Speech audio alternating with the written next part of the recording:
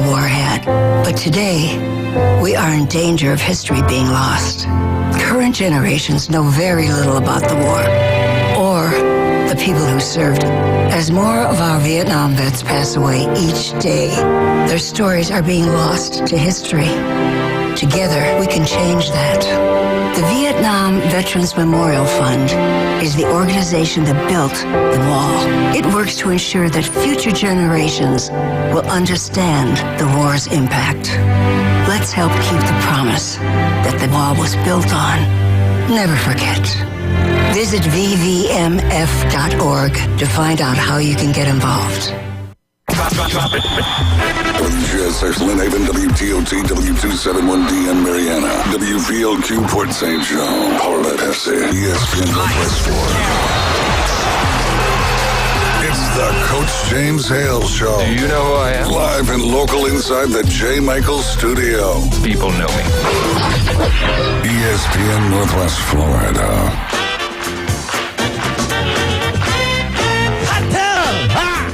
Good morning. It's Friday, baby. It's a beautiful, beautiful Friday here in paradise. We hope you guys have a wonderful Friday, great weekend. We love Happy Fridays. You know the impact. We love Happy Friday. Oh, John, you okay? Oh, it's okay, big guy. We had a surprise for you guys out there. It's Friday. He had a hard time. That means Jason Kovaleski is in the house. Hey, Big Daddy. Hey, how's it going, guys? You looking good, man. Looking good. Well, thank All that you. training I put in has worked. I know. That pyramid chart workout is doing a job. Jim Bob, how you doing this morning? Doing good. You look good. Look at that. Look at that shirt, man. That's an old one right That's there old now. shirt. That's from like 20 years ago. That's from, I think, the first year. First, maybe the second year. Yeah. Wow. Yeah, that's a long time ago. Brings back fond memories. Big John, you doing okay back there? Coach, you bet. You bet. looking good, brother. You looking good. I'm getting my final adjustments in here. You know, Get them right. it's Get ready Friday. to rock and roll. SEC, baby. SEC just means more. I lost all my picks. Oh, okay. And on top of that, he's told me UCLA lost, so I had UCLA. So I was 0-3. I don't, who was that? What was the other game? Michigan State and I had Michigan State. I had Michigan State. Kansas I went State's a lot better than I 0-4. thought they were going to be. Michigan State blew that game. There's too many defensive breakdowns in a game like that. in the game, they wouldn't even take you just the had a shot. guy lose his man, dunk behind him. I mean, with Yeah. a minute left in the game, I mean, And they couldn't hit the three throws. They just had to defend. They had probably, when I was watching, over a 13-minute span, like 7 defensive breakdowns Yeah. where it just led to a layup where nobody was guarding anybody. Would you see the last play? It's like nobody wanted to take the shot. Right. Well, that's normal in a They- situation like they were that. playing pretty good defense. I gotta give It was a great game, though. Yeah, it was You a have to very give- good game. Very entertaining. That's it's what Tom hard. Izzo does in March. I mean, I know it's hard for you guys to understand this and believe it. I was 0-4. I mean, I didn't get close to anything. we're used to it, Coach. You are a basketball guru. I am a I don't know anything about basketball. Speaking of basketball, my good buddy, and I think the world of Arnold's principal, Britt Smith, wonderful man, great administrator. He'd be a good superintendent, by the way. Yeah. But Arnold's basketball coach, we got a text, Rick, our athletic director, Rick Green, and I guess he can't say much about it right now, but the girls' basketball coach, I believe, is going to take over both programs for a while. And evidently, well, let's just say it like it is. The basketball coach, I guess, was fired. Right. Is that the proper announcement? You hate to see it, but it is what it is. It is what it is. I mean, you get in a business, and you never know what's going to happen. You're hired to be fired, really and truly. It's hard to keep a job for a long time, especially in high school. But I thought he did a pretty good job. I think it was his first year. And well, the thing about me is so weird. It's like when he was asked about it, he didn't know anything about it. Had no idea that was going to happen. And Brent Smith, I know him, wonderful man. He does everything by the book. I think it's hard to believe Brent didn't tell him, because he said he did during spring break that they were going to make a change or not going to be renewed. Right. So I think when you say you're not going to be renewed, that means you're not going to be back. Correct. Yeah. Which means you got fired. Yeah. That's what that means. Randy's told me that several times. I just don't I keep coming back. I think he forgets he didn't renew me. But anyway, hey, it can happen to anybody. Speaking of the Arnold Marlins, what about the softball team? Rick Green's doing a great job like he always does. They win yesterday 16-7. They advance now to the Bay County Championship game. Hey, let's do it, Marlins. Let's get a championship. They always, the facilities, I tell you now, I got to give them credit. I think Steve Moss, all those guys, give them credit. The baseball facilities finally look like they should have had, 15 years ago, maybe. We're told we're going to have it done, never happened, and now it finally gets done. The softball facilities, if you haven't seen that, are second to none. I mean, it's beautiful out there. They've done a great job. They got great facilities. They got great coaches out there, and they're getting it done. Arnold baseball I think they played the Blue Wahoo State. I think they played there. They got a big win yesterday, too. So it was a great day for the Hey, take that, Manly. Great day for the oldest school on the beach, the Arnold Marlins. And Arnold's football team. Because it just means more. It just means, yes, sir. It just means more on the beach. Arnold Marlins football team is going to have a golf tournament. We'll get coaching here sometime next month and talk to him about what all is going on at Arnold football. Speaking of Bay, did you hear about the Bay High School receiver they've got that already got offer scholarships? Yeah, actually, Coach Brown came into the store just a couple days ago. We talked about him. Have you seen the kid in person? I haven't seen him in person. He says he's about 6'7". He's very athletic. I mean, really, 6'7", sophomore. I asked him, I said, can he move at that size? He said he can move. He's a big-time prospect. So wow. That's pretty impressive. That's the kind of kid you can plug and play in multiple positions. Yeah. You just got to, keep him in the right direction, keep him grinding, but that kid will play big-time major college football. When we were recruiting Jim Brandt, we looked at him and thought he could play multiple positions, and that's the reason we wanted him. On the bench, left off, left out. We kept waiting for Coach Bryant to sign off on it, and he was worried that Woody would go ahead and offer him because he's a Yankee. Right. He didn't want to get an offer of that. Did Bear Bryant ever get anybody from Ohio, ever? Yes. Well, we did. We really did. Back in the 70s, there was, I can't think of the guy. I think he was a running back from the state of Ohio. He was a good player. Huh. But back then, the great ones usually stayed home. Yeah, they did. Ohio and Michigan. Because Ohio State sure never got anybody from Alabama. Never. No. Well, this means more here in the South. It just means more in the SEC. You guys offered more money. Right. It just means more. It's worth more. All right. Question for both you guys. This is our Wild Kingdom update. Oh. What animal kills the most humans? What animal kills the most humans? You want me to hold on? I know this one personally. Okay, well, don't answer. Okay. Or give some wrong answers to keep us guessing. What would you think, though? Just if you didn't know. Similar to an elephant. That's a pretty good. Hippopotamus. Thank you. Hippos. I gave it away too deadliest soon. animals on earth. They kill more humans than anything. They go after, if you got a little whatever boat away out there in Africa riding around looking at them, they'll come after you, they'll get you, baby. What are you laughing at? You've had one chase you before. I know that. You look like, I know.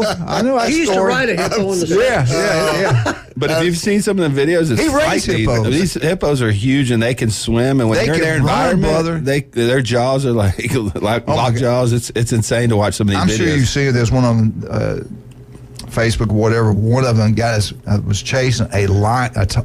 Right. Got it and picked it up off the ground in his mouth. It's incredible. You're right, incredible. Right.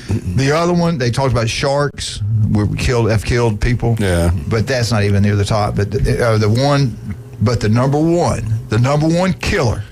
And I think you raised these for a while. Did you not raise these for a while in the wild? John was raising them out where he lives, outside Bay County. He raises them now. But the mosquito has killed more humans than anything else. They carry diseases. Right. Okay? They'll take a little blood from Jim Bob and go bite Jason. And the Alabama Crimson Tide football team are in third place. At least you're not talking about. At least you're not talking about gators eating dogs and stuff. I ain't got there yet. All right. All right, let's get a phone call. Let's take this phone call. Good morning. Good morning. I have to correct y'all's your misinformation you're putting out. Well, I guess worldwide, as far as for wild animals, hippos kill more. Right. But, in the United States, what animal kills more men? I'm afraid to answer. I'm scared to answer that. I'll let you do that. Come on, it's wise. You know it. It's wise. Right. They just break you. They beat it up in the wind if you can, or the rain. And they just break you emotionally and take everything. It's a little bit different. Now. You die slower. You all right, Mike, on the other phone? Mike. Hey, you want to stay on? Yeah, I got to talk to you. Listen, Mike. Tennessee killed me last night. I had Tennessee, Arkansas, Michigan State, and UCLA. 0-4. 0-4. How'd you do? I had Marquette coming out of that region. They didn't even make it to the Sweet 16. What did you think? I mean, were you shocked last night? No, they don't have a point guard. I was shocked that Florida Atlantic was able to beat them, but kudos to them. They've got more victories than anybody them in Houston, and they're actually legit just because they didn't play in a conference that got them much attention. Yeah, I think that's it. Arkansas didn't show up, so I mean, the golf pros usually have good guests like Mazzoni and Cliff Ellis. Y'all could have Musselman and Rick Barnes on today. Right. Yeah. But if you'd only known, they of course thought they were going to win. But I had UConn beating Arkansas. How do you beat Arkansas? Just not the way they did. I was surprised Arkansas didn't play a little bit better than that. Exactly. But I tell you, before the SEC tournament, I came on this show. I talked to very few others and predicted that only one team would make it to the Sweet 16. Well, I was wrong, but a couple of them wish they hadn't. Now I don't know. Tennessee plays ugly basketball. I mean, think about it. In the first game, almost 200 points were scored in 45 minutes between K-State and Michigan State. Michigan State, Yeah. Thank you. I'm almost as old as Izzo, so I can't remember. But anyway, and then Tennessee comes out there, and them in Florida Atlantic, they score, 100, 112, 113, in 40 minutes. I mean, but I'm really impressed with K-State. I mean, they got the guard there from New York City, the little guard, and he had a heck of a game. Good He Lord. did. 19 assists or 20, something like 20 That's a and record. 19. That's a great game. And they got Keontae. And, of course, anybody named after a wine that you drink at J. Michael's on Wednesdays with your spaghetti has got to be cool. Absolutely. That's a good dry Italian wine. Chianti, Yes. you may spell it differently. But I'll tell you what, I don't know. I just Alabama, every game they've got, they could lose and they could win by 15. I mean, that's just what it is. I'm worried about tonight. I tell you, I am. Yeah, you should be. Yeah. I'm sort of worried about it, but Hey, Mike, Yeah. I got to give you some more factual information. Okay. Roundworms kill 2,500 deaths a year. Crocodiles, saltwater crocodiles, kill 1,000 humans a year. Hey, crocs are coming back in Florida. You know that? Yes, I know all They're about making a comeback. that. Elephants kill 500 humans a year, and hippos 500 a year. So Well, hippos taste good. Actually, I know a guy that shot one in Zimbabwe. I don't want to get into it because he gets stalked by PETA, but he's a UT graduate. What a surprise! He's a unbelievable. great man too. He's a great man, and they almost elected him commissar in the village where he gave them all the meat because he gave the meat to the poor starving Zimbabweans who were suffering under communism. Wow. That's Jason, true. you all right? It's a true story. Wait, Anyway. we just have a malfunction here. Oh my goodness! Jason just passed out. He is out. Jason Kobaleski is there. Yes. Yep. James just Oh slapped him. man, from the Ohio University Bobcats. That's it. Hey, you know what? Everything happened to the SEC last night was the ESPN's fault. Everything. Yeah, it's all overrated, rigged, man. and they got spanked. I'm gonna Exactly. start betting on I'm glad pro you're starting to see wrestling. it. Yeah, I'm starting to see it now. I got it. Sports is rigged. Yeah, it is, as far as you know. Yeah, sports is. And Hang I on, tell you what Jason, is I'm rigged is a automatic first down penalty. I think they need to be eliminated. Yeah.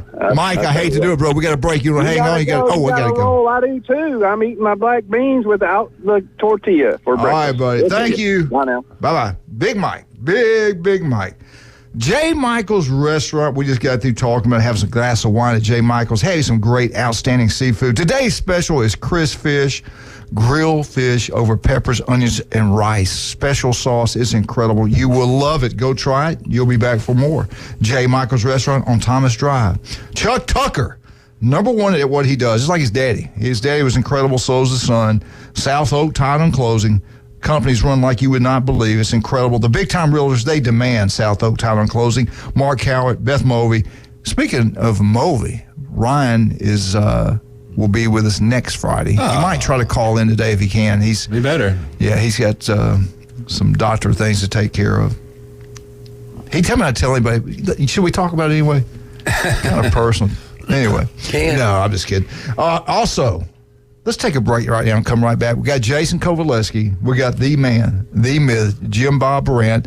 We get back Patton, General Patton. Unbelievable baseball coach, the best at what he does, unbelievable athletic director and person, Jeff Patton on board. We'll be right back. 104.3 ESPN Northwest Florida, 102.1 Mariana, and 101.9 Port St. Joe. Wish that I was on a rocky top down in the Tennessee hills. ESPN Northwest Florida. The Dan Patrick Show.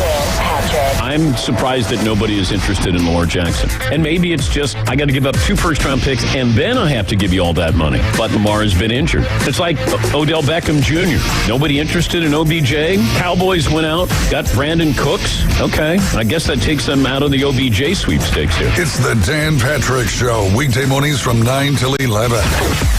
ESPN Northwest Florida.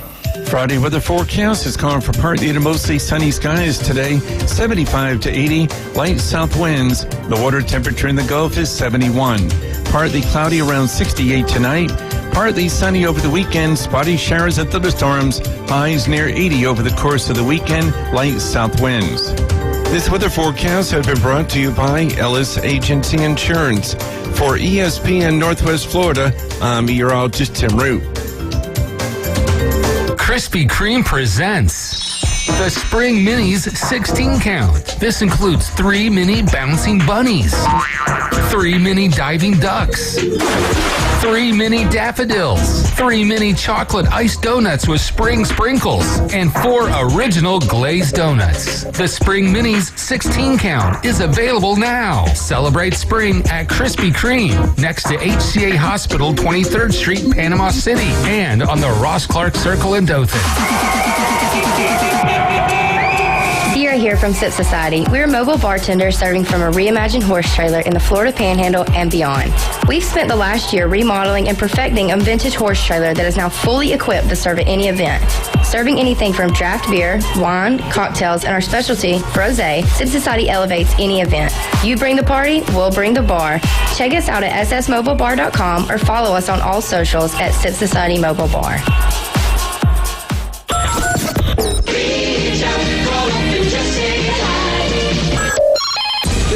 Phone lines are open. 850-215-6290. The Coach James Hale Show is taking your calls live and local.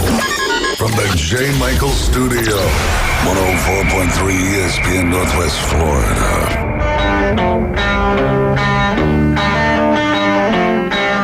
Welcome back. Welcome back. In Ohio. Woo! Welcome back to a beautiful Friday here in Paradise. We hope you guys have a great spring break. Be careful this week. Now, this group could be a little rough coming in this weekend. Jason, you got everything controlled up near Pier Park? Everything's good? All right. We're locked and loaded, ready to go. Let's do it, baby. Let's do it. Let's take care of business. I hope everybody has a great spring break. Go by and see all of our sponsors, all these different restaurants and stuff. I think you'll have a great time. Max Fit Sports Nutrition, get down there. We'll talk more about that in a little bit. But right now, we got the man, the myth, the legend, the unbelievable baseball coach. I think he's made the playoffs, I think, almost every single year that school's been open since he's been there, which is day one. Right. Coach Patton, how you doing today, sir? Man, I'm doing okay. How are you guys? I couldn't be better. Jim, you doing okay? I'm doing all right. Jason? Doing great. You know why? I'm Max Fit Sports Nutrition. That's right. Paradise. That's right. All right, buddy. I hadn't talked to you in a while. Give us a little rundown. How was your spring break? What did you guys do? How did you perform? And then give us a little breakdown of what's happened this week. Yeah, spring break was good. We went and stayed in Tallahassee, and we went and played Wakulla in Madison County and Wakulla Christian. And we had a good week. We went 3-0. We played pretty well. We saw some really good competition and pitchers, and we had a good week. This week we traveled over to Pensacola Catholic on Tuesday, and we lost 4-1. And those guys are they're really good. We they threw a really good pitcher at us, and we struggled to get some runs, but our guys competed hard. And we kept it close. We had a chance to win late. We got a couple guys on, but just couldn't get them in. And then last night went over to St. Joe, and I don't know. We didn't play great. St. Joe played. They played a good game. Congrats to them. They beat us 5-4 in the last inning. We were down, I think 3-0, and we kind of clawed back. And we took the lead in the 7th, 4-3, and then they ended up getting 2 in the bottom of the 7th. We just kind of, I guess we ran out of gas and got a couple of balls didn't exactly bounce our way, and we came up on the wrong side of it. We've got some young guys. I'm looking forward to some inexperience on this team. I'm looking forward to seeing how they practice today, how they come back next week, because it doesn't get any easier for us. The schedule is pretty rigorous. So we've got South Walton, who's 10-1 now, and we've got Arnold next week, and Bay High. So we've got South Walton and Arnold next week, and I know no one's going to feel sorry for us losing 2 games. So we're going to have to respond, and the schedule's, like I said, it's pretty grueling, but we're getting challenged. These guys have answered the bell, and we're also looking forward to getting one of our better players back, Peyton Gay. He's been out all year. He got injured in football, and we're looking forward to him.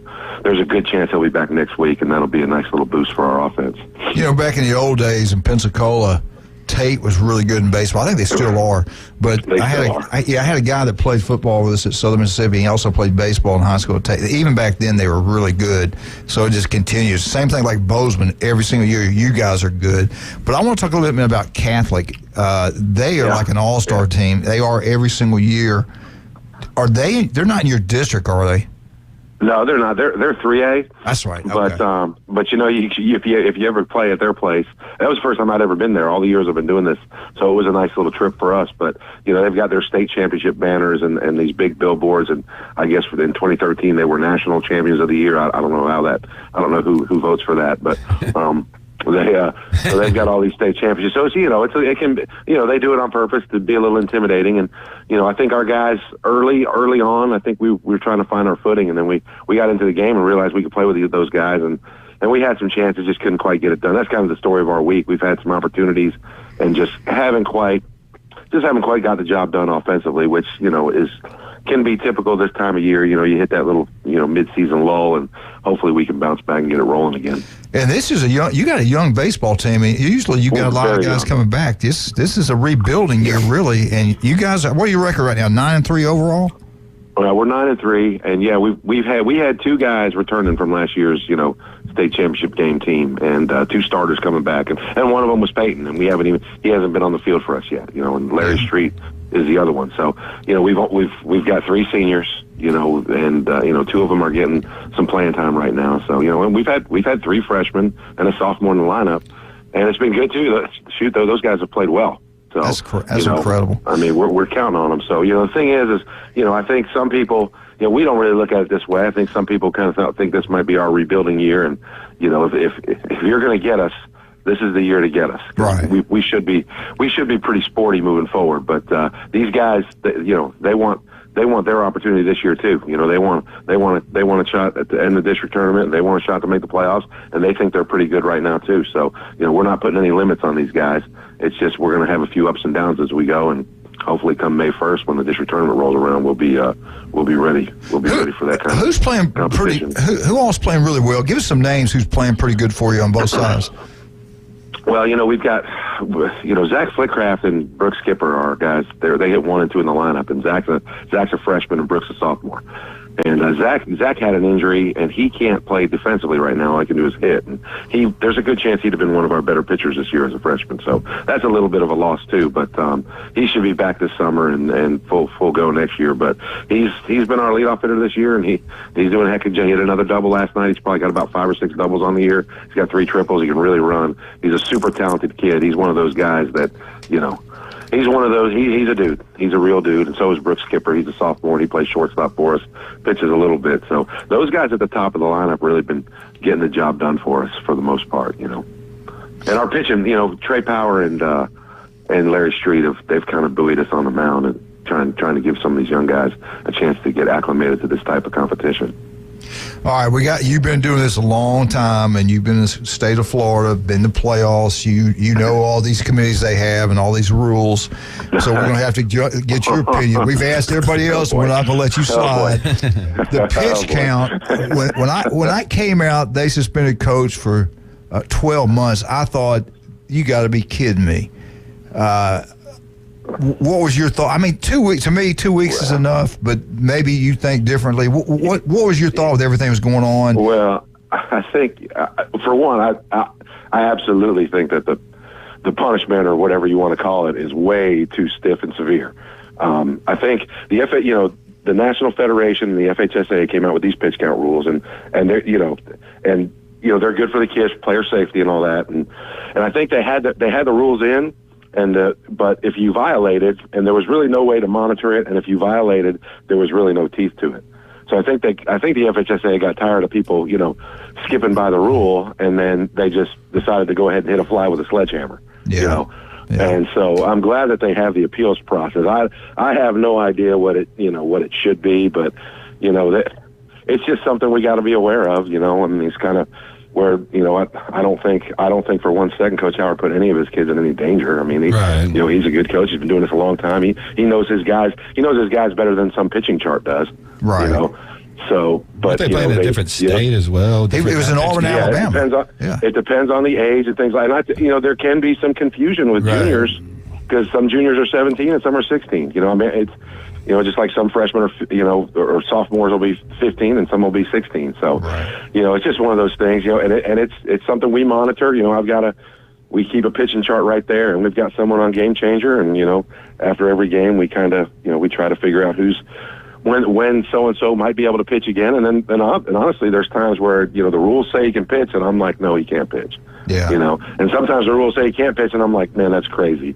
He should be able to pitch, but, So for those that don't know, there's not 75 pitches for everybody, and it's done. There's different, limits for different ages, different, scenarios. The main thing is, however many pitches, like they've got certain lines on pitches, like 30 pitches. Like if you stay under 30 pitches, so here's something with the rule that's ridiculous. If you have a kid throw under 30 pitches, so if you have a kid throw 25 pitches, he can throw the next day. And then if he throws 25 pitches the next day, he can throw the next day. So you literally can have a kid throw 25 pitches 4 or 5 consecutive days, and it's okay in the rules. Right. But no coach is going to allow that to happen. Right. Yeah. So, so there's some things where it's kind of crazy, but it is something that we've got to, we just got to be mindful of it, and I think that the penalties are way too harsh, and I'm glad they have the appeals process, and it's probably still too harsh, I'm sure. And I just can't imagine. I don't know. It's a tough situation. I feel for those guys over there, and I know that they got a good team, and Coach Howard's going to find a way to buoy the ship as well, and they're going to probably be lights out at the end of the year. At least one good thing. So we'll see them. At least one good thing, he can work practice. He just can't be at the game. At first, I was curious about that. Hey, I want to ask you this. I spoke with him on the phone the other day, and he's still running the ship. I want to ask you this. You've been on the road. The South Walton game, Arnold game. Where are those games going to be played at? They're both on the road, so we got a string of about 6 Who makes games. Your schedule? Who's the AD over there? Who's the AD? Yeah, that guy. I don't know. He's pretty full of himself in the summer when he's scheduling. But no, some of it is sometimes just works, and sometimes, I'll be honest, we have a hard time finding games sometimes. Right, so we've got we don't have so I'll be honest. I mean, some of the 1A schools in this area, I can't get them to play. So we gotta do some stuff like that. Like last year, we had Niceville. So we just we try to do the best we can with it. Spring break and then 2 away games right after. That's I guess that's 5 in a row. We did have Arnold at home right before spring break. So we'll get through next week, and then hopefully we'll get a few home games and. Now, South Walton, we can make some hay. Do you think you'll see the kid that's committed to Florida State? That pitcher, I heard he's something special. Yeah, either him or the kid committed to Auburn. And they're young too. I'll tell you, there is from sophomore age and under in this area. There's a lot of really good pitching. They've got both their Florida State kids are sophomore and their Auburn kids are freshmen. Wow. And I think they, as a matter of fact, I think they lost their first game last night to Tate. So to Tate. A lot of people lose their first game to Tate. But, and then you got Arnold. They've got 2 unbelievable pitchers also. I don't know who you'll see, Moss or they got they have 3. The Gill kid and then the Blair kid. And Blair's everybody knows unbelievable. Cooper. Yeah. We I don't know who we'll see. We didn't see Cooper the first time, so maybe we'll get him this time. But that's for Coach Jones to decide. I got enough issues. Let me know who you want. We'll try to call him. We got some influence over here. Do I get the pick? Yeah. Hey, listen, man. Thank you so much for coming on. We'll have you on next week, and you be safe and take care of yourself. I hope you get some wins. Hey, guys, I appreciate it. You guys are the best. All right, man. Thanks, Coach Coach. Pat, Good luck. unbelievable. All right, Jason Kovaleski, let's talk about Max Fit Sports Nutrition. Do you want your baseball players to hit better, to throw faster, to run the cat? Just you want the whole package? It's Max Fit Sports Nutrition. Jeff Patton goes there. You should have a picture of him on the glass. Like, this is where he worked. Or we get too many females flood in wanting his phone That's number. true. So You never get anything done. business done, So. Women love him. But one thing we do want to talk about, we are coming to 23rd Street. We're finalizing our lease now, so we're going to be over there on the Del Coronado Plaza, hopefully by May 1st. So some of these schools like Bozeman, Bay High, Mosley, Rutherford, all the schools in town, you're going to be able to get to Max Fit and not have to drive across the bridge and get out to Pier Park. So we're going to be there. We're going to be sampling. If you guys want us to come out to any practices, talk to the players, we're going to be available in town here in about 2 months. Local people taking care of local people. Absolutely. We've been doing it for 10 years. We're going to do it for another 30. There you go. There you go. And probably your mama probably right there with you. Oh, absolutely. The Buckeye herself. She's the one that taught me about nutrition. She was a two-sport athlete at Ohio State, so that's awesome. The foundation for me to do what I do now. So I can't thank her enough, and she helps out with the business, and we're having a really good year. So we just appreciate all our customers and everybody that supported us, all the local people. We've had a really good year, and we thank everybody for that. Well, if you get down to Max Fit Sports Nutrition, you have any kind of injury playing all these different sports, or you just fall, hurt yourself at home, there's only one place to go. That's Dr. Chad Mitchell, a legendary doctor. Used to be his 24th year on the Bay County sidelines. Wow. Incredible, man.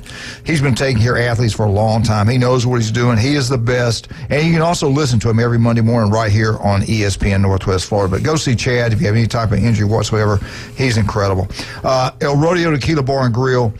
Great thing about them, they have lunch specials Monday through Friday. They have $5 pitchers, happy hour 3 to 7. You can't beat it, man. You buy one small beer, Jason gets the next one free. House wine's the same way. And even margaritas, buy one, the next one's free. You don't get that anywhere else. They do a great job. El Rodeo Tequila Bar and Grill, the newest Mexican restaurant right across the street from the Navy base. Go out there and support them. They do a great job. And if you love barbecue, oh, my God, you can't get it anywhere better. The great state of Texas has come to Florida. Rudy's Barbecue on Back Beach Road, and they've done so many great things for the community. They really have. Ethan's done a lot of good things around here. If you want to have a banquet, you want your faculty fed or something like that, call Ethan Boyd, Rudy's Barbecue on Back Beach Road. Go try it.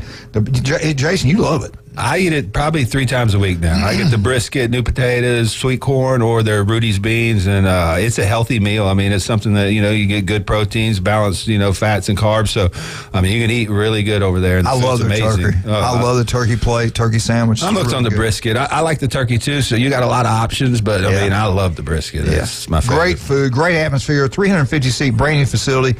Don't forget about the Laurelite and Layton back rooms. TVs everywhere. Inside and out. Yep. It's really great. Jim Bryant goes there and has breakfast, lunch, and dinner, and pays one time, and he gets all 3. Ethan's good to him. That's a good day. That is a good day right there. We get back. We got Jim Bob Bryant talking about the mighty Florida State Seminoles. We'll be right back. You're listening to the legendary 104.3 ESPN Northwest Florida. Jim Bob!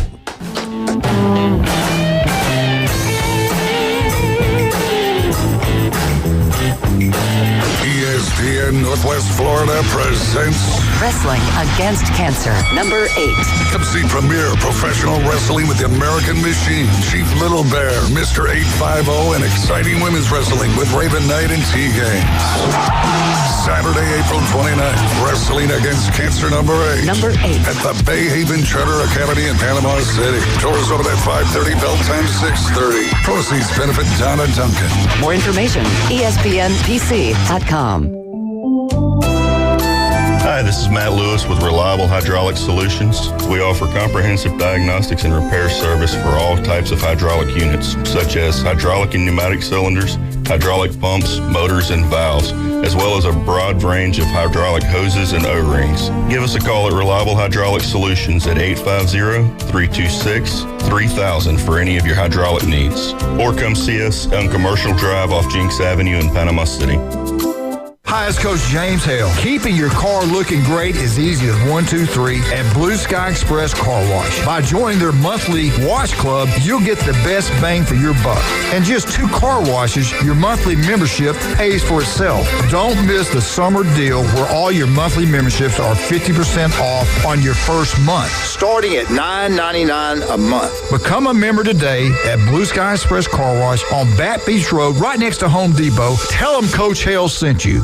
The newest and most authentic Mexican restaurant on Panama City Beach, El Rodeo Tequila Bar and Grill, 1136 Thomas Drive across from the Navy base. Not only do they have a great location and atmosphere, but they also have happy hour from 3 to 7. Buy one, get one free, regular margaritas and 12-ounce house drafts. And you're going to love their lunch specials Monday through Friday from 11 to 3. Plus, live music on Wednesdays and Saturdays from 5:30 until 9. El Rodeo Tequila Bar and Grill, Thomas Drive across from the Navy base. ESPN Northwest Florida. The NCAA Men's Basketball Championship Tournament plays here. Ball target right hand follow. Nova perfectly timed right block. ESPN Northwest Florida.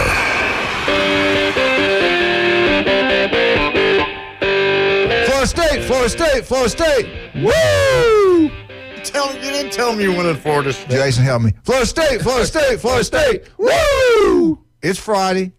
Flintstones. Meet the Flint. All right, let's do it, baby. Jimbo, wait a minute. If you want to have a great time, where are you going to go? You travel down here from all of the Southeast. You want to have a wonderful time. You know where you're going. Newbies. You've never heard about Newbies your whole life. You're coming down to have a great time. Friday and Saturday, which is tonight and tomorrow night, they're going to have some of the best bands you've ever heard. You're going to have a great time, great drinks, great atmosphere. Newbies on Newbies Drive. I mean, they got 3 great locations. Newbies 2 on the Curve. You want to go watch the NBA Sweet 16 tournament tonight, watch Bama play, and all those other teams are playing tonight. 4 teams are playing tonight. Go watch them at Newbies 2 on the Curve. You'll have a fantastic time. John and Charlotte, love you guys. You do an incredible job. Thank you for all you do for us. Jim, what do you got for us today on Florida State? All right. Well, you know, if you've lived up here for, for any length of time, you know that Jimbo Fisher is not the most popular person in this part of the state. What?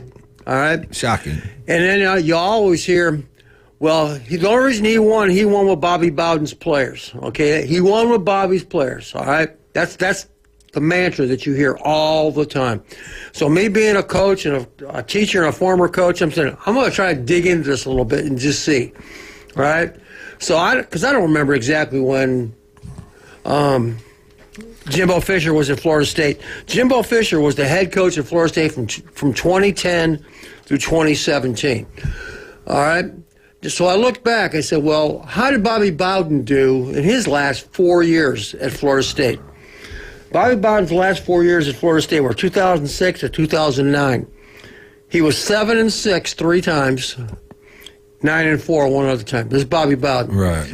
So I'm looking, and I'm thinking, all right, his last team was 7-6 in 2009, Bobby Bowden.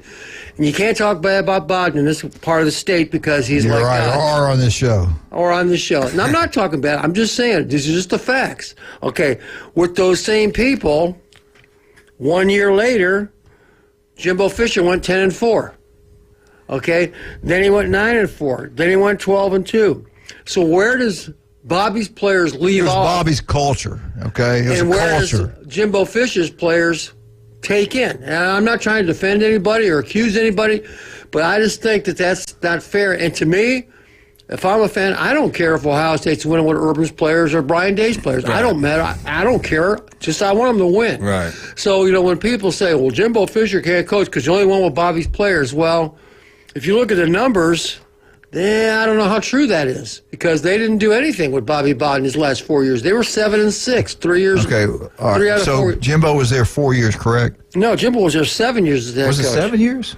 And Wow. in year 3. Actually, 8 years.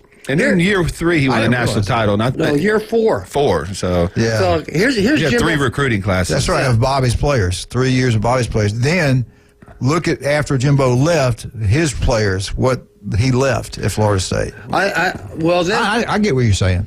to me, I think people put too much in that. I think the reason that people don't like Jimbo Fisher, to me, is his personality. He was very demanding. I want this. I want that. If I don't get what I want, I'm going to go. And the way the culture slipped, because, in my opinion, because he let those guys run the asylum. Think back at Jameis Winston and all the antics that Jimbo Fisher put up with. Yeah. Beyond the rape allegations, the crab legs, shooting the BB guns. I mean, it was just one after chaos after chaos. Yeah. It was a free-for-all. And that's the type of program Jimbo Fisher runs. And if you look at A&M, the way that place burned down last year, I mean, you're seeing the same things going on there. And that's what gives me concern about Jimbo Fisher. I think he's a heck of a X and O's coach, offensive designer. Right. I think he puts players in positions to succeed. But they lose respect for him because he doesn't have that discipline within the program to hold people accountable. When Jameis got suspended for whatever he did, was the crab But leg. he showed up dressed. He was on the sidelines. He showed up dressed. Like, what are you doing? Like trying to get into the game. Yeah. And they got mad at each other. I know. Yeah. What the heck?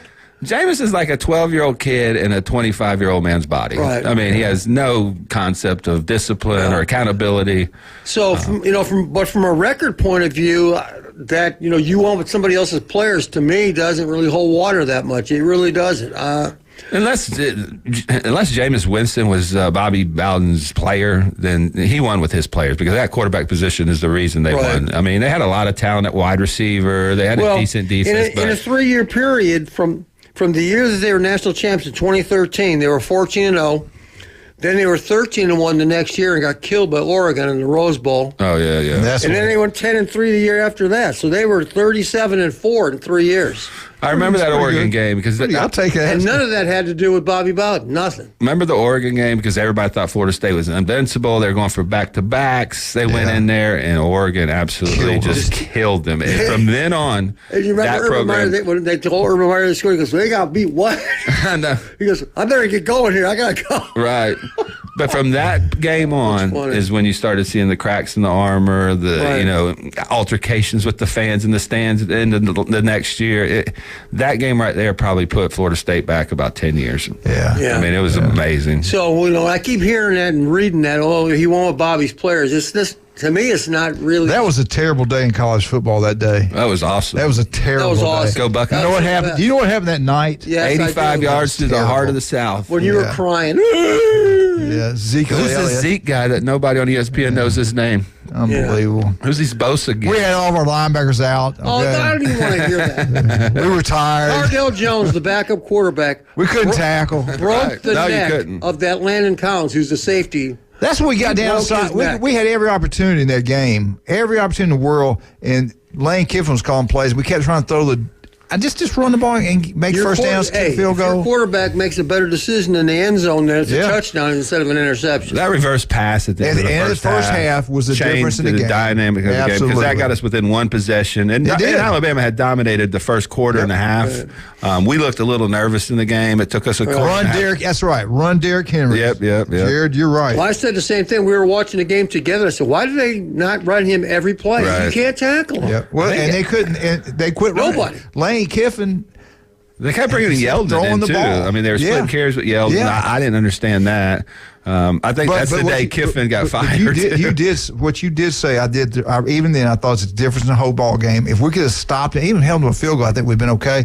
When they scored, it was like a different team the second half. Yeah. Ohio State did really. They made the adjustment. I got to give Urban Meyer. He made the adjustment, and Nick didn't. I mean, that's just a fact. I'll say this: that offensive line was one of the better offensive lines Ohio State's had in years, and not one of those kids I believe made it to the NFL. They had a couple of kids that were like 5'10", 280 at center. They had a couple of kids that were undrafted, but they were a tough group. Yeah, they were physically tough. Yeah, they had two kids I think that made it to the NFL, but they weren't like the left NFL. tackle did that. Right. The real tall Norwell, I believe. What the heck's his name? I forget, but that was a kind of Decker. Right, Taylor Decker. But that wasn't our most physically, most talented, all-Americans across the board type offensive line. They were just I got tough. a question for you. Yeah. This is from a legend. Uh-oh. This is a legend question from Jason Kowaleski. Conrad Moon. Yeah. Coach forever. Absolutely. Played at Georgia. Coach me. Son played at Florida State. Jared. Ask Jason, has he recovered from the Peach Bowl? Oh, that was rude. That was mean, Coach. I know. If they make the correct calls, we win that game. So, I recovered the day What about the officiating? That's what I'm talking about. Yeah. It was. If the DB doesn't fall down, they win. If the flag doesn't come out, you must quit. Right. Hey, you know what? I got to give Georgia credit. I mean, Johnny Cochran said the game was legit. It's overdone. Yeah. Georgia's destroyed them. I don't know about destroying them, but I do find it funny, Georgia fans coming after that game. We played our worst game. No, you played the best team on your schedule. That's I mean, if you look at the NFL Combine, the Pro Days, I mean, there was so much talent on that Ohio State team, and we knew it. They just didn't play up to their standards against Michigan, and that gave a lot of. Didn't play. No, all the guys you're talking about at the Combine are all offensive players. And I'll let you in on a secret. They're just as talented this year. They just got to get the quarterback position because McCord. Right. I mean, but they got some major talent. Nobody knew who C.J. Stroud was either. Right. We got to take a break. And that's before the Buckeye we do update take this break, I want to thank Jim Bob for straightening out all of us and get off Jimbo Fisher's back. That he was an incredible coach, did incredible things at Florida State. And he won a national championship at Florida State. What have they done since? I will say this. This is their year, if Norwell's the guy, to compete for a national title. They should be in the playoffs this year. They're going to. I got them beating the dirt out of Miami, so all you Miami fans that talk crap to me all year, I'm laying it down right now. Florida State's coming for y'all. Hey, do you want that yard like Bobby Bowden Field? You can do it. Turf Pro. Their team is incredible. Turf Pro Pest Control.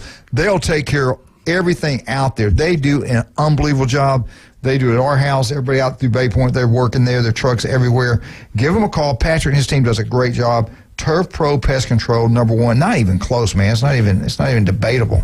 Hey, Blue Sky Express Car Wash on Back Beach Road. Went down there yesterday, took the car. They do a great, friendly people. They all dress the same. They look professional. Kind of like John and I do. We dress the same every single day. We look professional. I'm glad y'all can't see us. I thought that was because your clothes were dirty. Our wives dress us funny. If you go back to Blue Sky Express Car Wash one time, you'll go back there every time. They do they really, truly do. It's right on Back Beach Road. Take a right on Alcoma, take another right. Boom, you're there. They do a great job. Again, John, love you, brother. Hope your back is better. Charlotte, beautiful, inside and out. Great people. They run a great business. All three newbies. Unbelievable. Go have a great time tonight, newbies. You will have a great time, by the way. Dr. Ward, love you, brother. Hope we'll have him here Wednesday. 1 in 5 develop skin cancer. It can be deadly. If it doesn't look right, feel right, go see Dr. Ward. You listen right now, Northwest Florida is an office out there throughout the Panhandle. Go see him. 5 minutes could save your life. We'll be right back. Jason Kovaleski, Jim Brandt, the ratings. I'm looking at right now the chart, the number of women watching this with Jim here and Jason here. Every time you two guys on the show, it goes to the chart, all women. I thought they were expecting Ryan today. Well, that could be that could be it. We'll be right back. 104.3 ESPN Northwest Florida.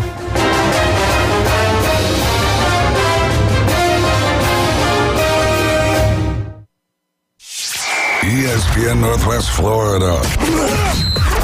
Colin Cowherd. Teams not in the Aaron Rodgers sweepstakes are saying they would not give up a first-round pick for him. 2 years ago, Matt Stafford, with a losing record, went for 2 first-round picks, a second-round pick, and a Super Bowl quarterback, Jared Goff. Aaron Rodgers today, second-round pick, maybe a third-rounder next year conditional. The Herd with Colin Cowherd.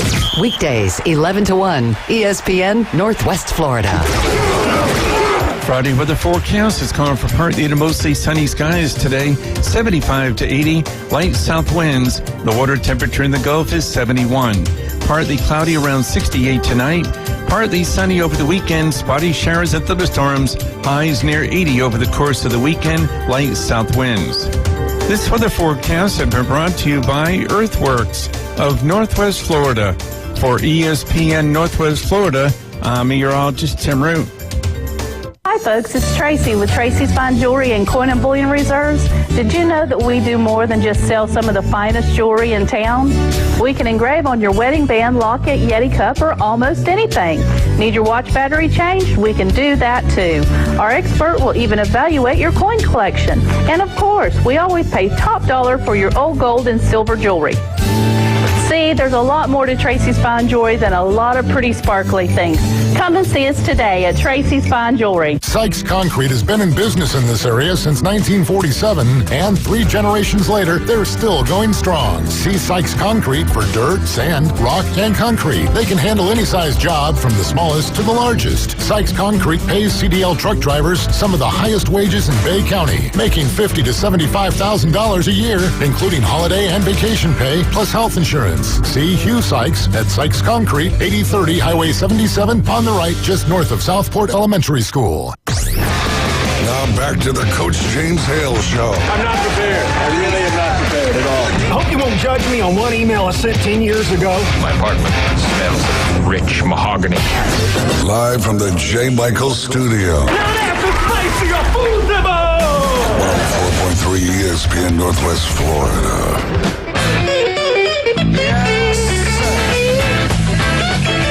And welcome back. Appreciate you guys listening in this morning. You got Jim Brandt with us this morning like he does every Friday. Ryan Mulvey is out of the building. We'll get Elvis back in here next Friday. And the man, the one and only, the stud, Jason Kovaleski. Great to have him here. Some sad news if you're an Ohio State fan. Some great news if you're a Florida Gator fan.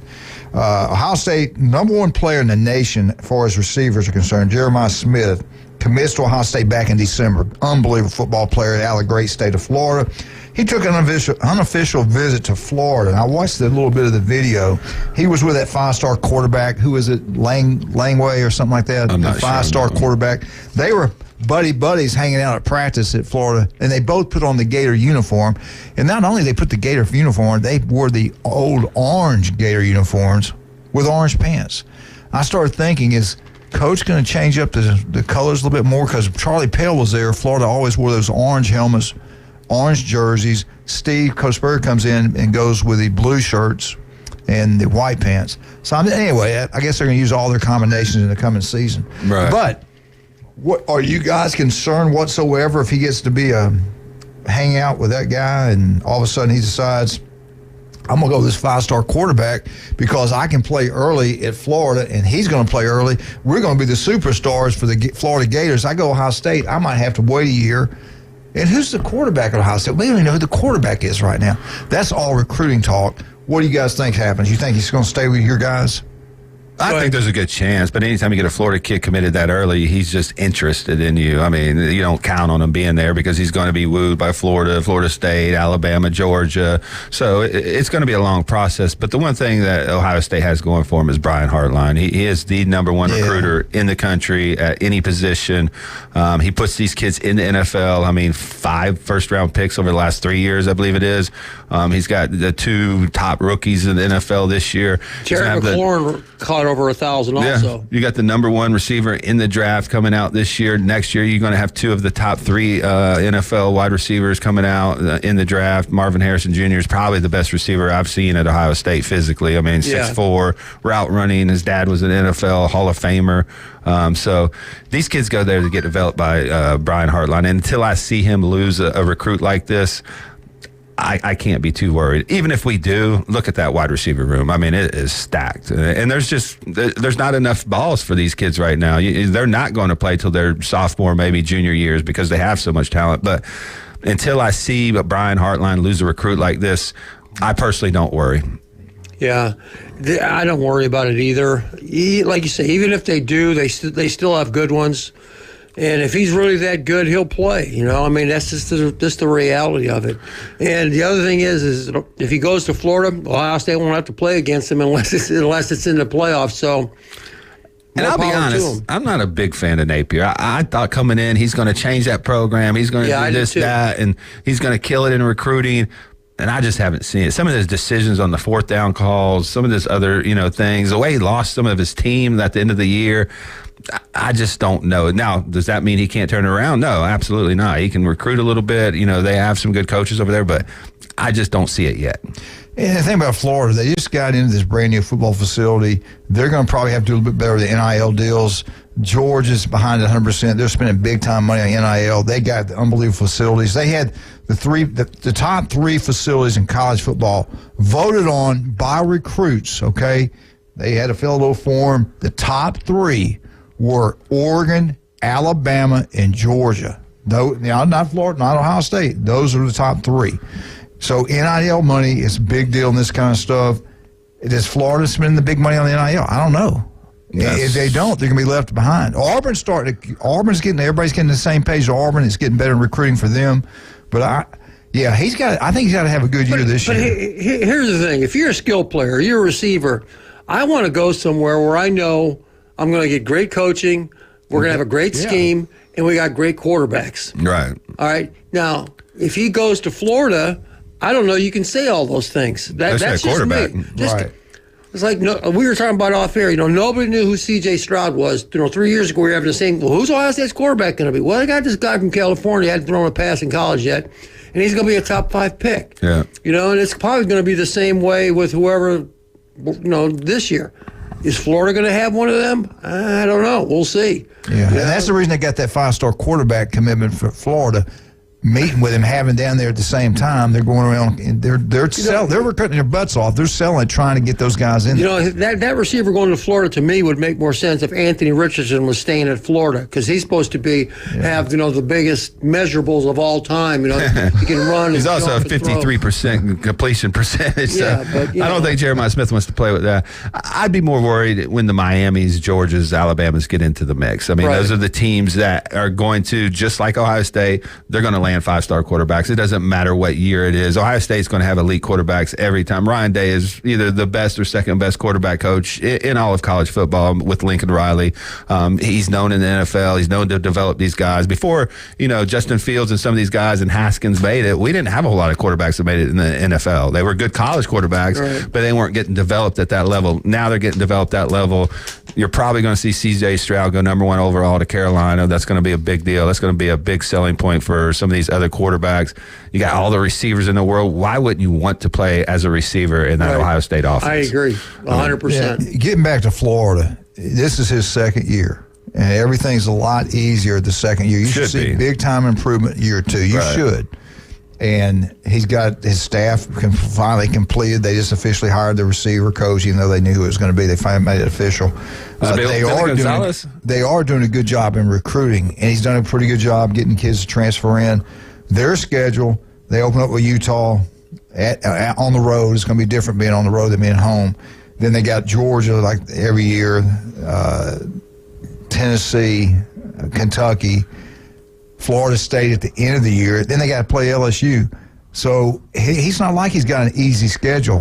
You go 8-4 in that schedule. You go 8-4 in that schedule, and you should get a raise. I mean, seriously. Yeah. I mean, there's 5 or 6. And if he goes 8-4 at Florida, he's going to be in trouble. I know that's the double-edged sword there.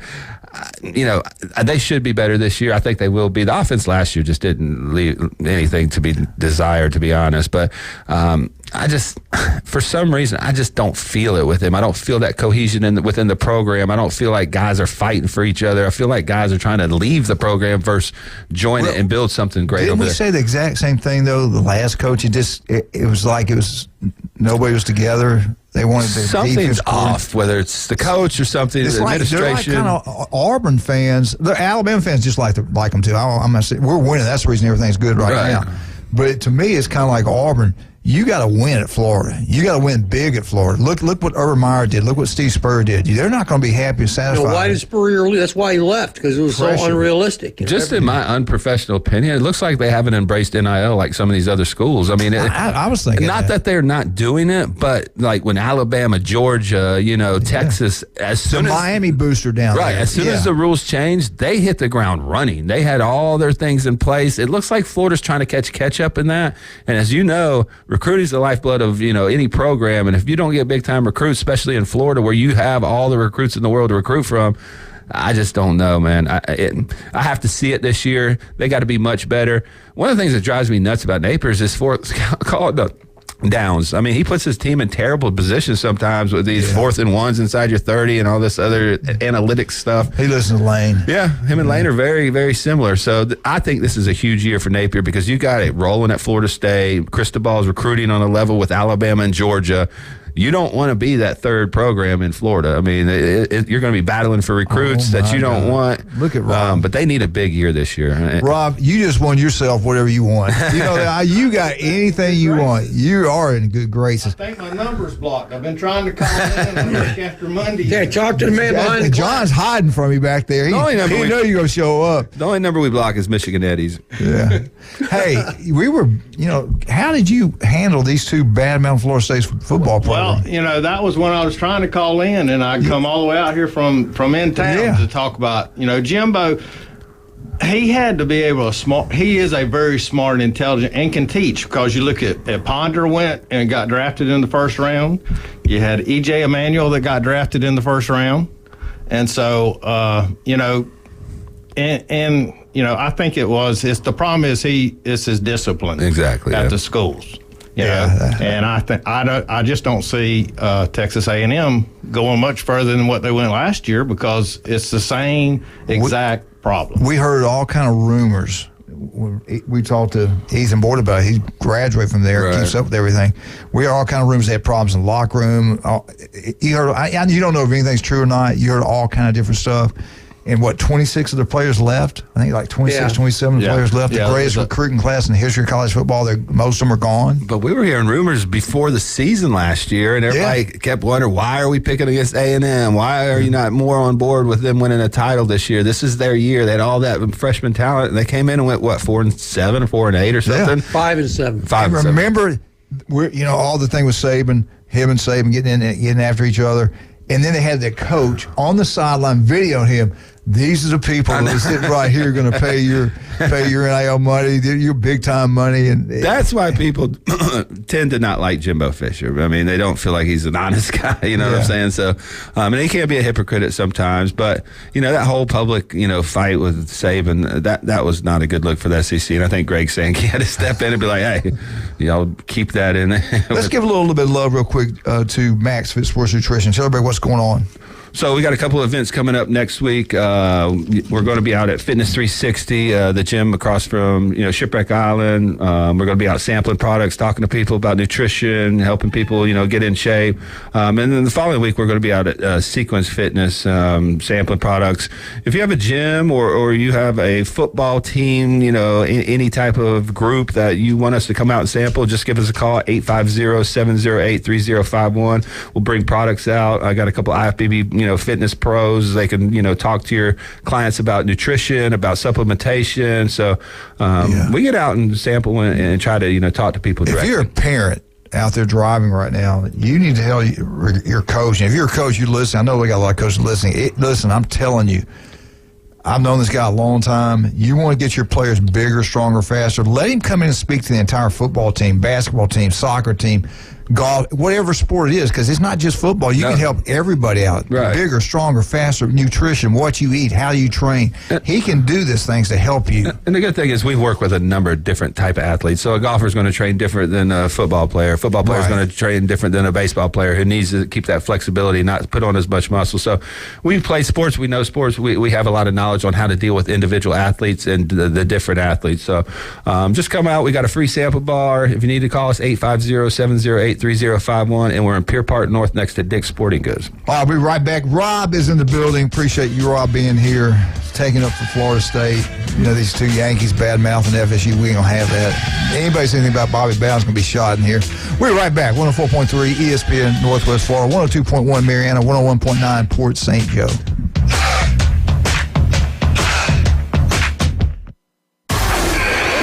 ESPN Northwest Florida. The NCAA Men's Basketball Championship Tournament plays here. For the first time in school history, Princeton is going to the Sweet 16. Listen to the men. The 8th seed knocks out the returning champion Jayhawks. Exclusively on ESPN Northwest Florida. And that right there is the explanation point. Friday weather forecast is calling for partly to mostly sunny skies today, 75 to 80, light south winds. The water temperature in the Gulf is 71. Partly cloudy around 68 tonight. Partly sunny over the weekend, spotty showers and thunderstorms, highs near 80 over the course of the weekend, light south winds. This weather forecast has been brought to you by Mid-South Lumber, the best little lumber yard in Panama City. For ESPN Northwest Florida, I'm meteorologist Tim Root. Let your spring adventures begin today at Bill Bird Kia. The SUV family is built for all adventures, and the possibilities are endless. Now offering 3.25% APR for up to 48 months on the purchase of a new 2023 Kia Sorento. You'll get the perfect balance of comfort, safety, and technology. Bill Bird Kia is the home of the 20-year, 200,000-mile warranty. Stop by and see us today, 2435 East 15th Street, or anytime online at BillBirdKia.com. We're going to treat you like family and give you that peace of mind that you can trust. Offer from Kia Finance for the purchase of a new 2023 Kia Sorento with $22.22 per month per $1,000 financed at 48 months. Quantities limited. No down payment required. Cannot be combined with other finance offers. The 20-year, 200,000-mile warranty is a Bill Bird Kia warranty. See dealer for complete details. Offer for well-qualified buyers. Must take delivery from dealer stock through 4/3/23.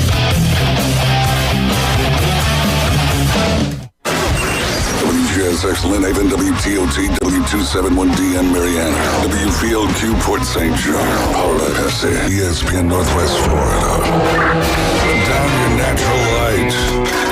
It's time for the Alabama Update.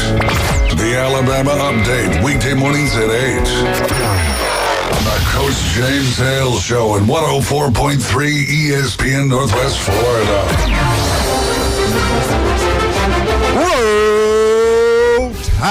Roll.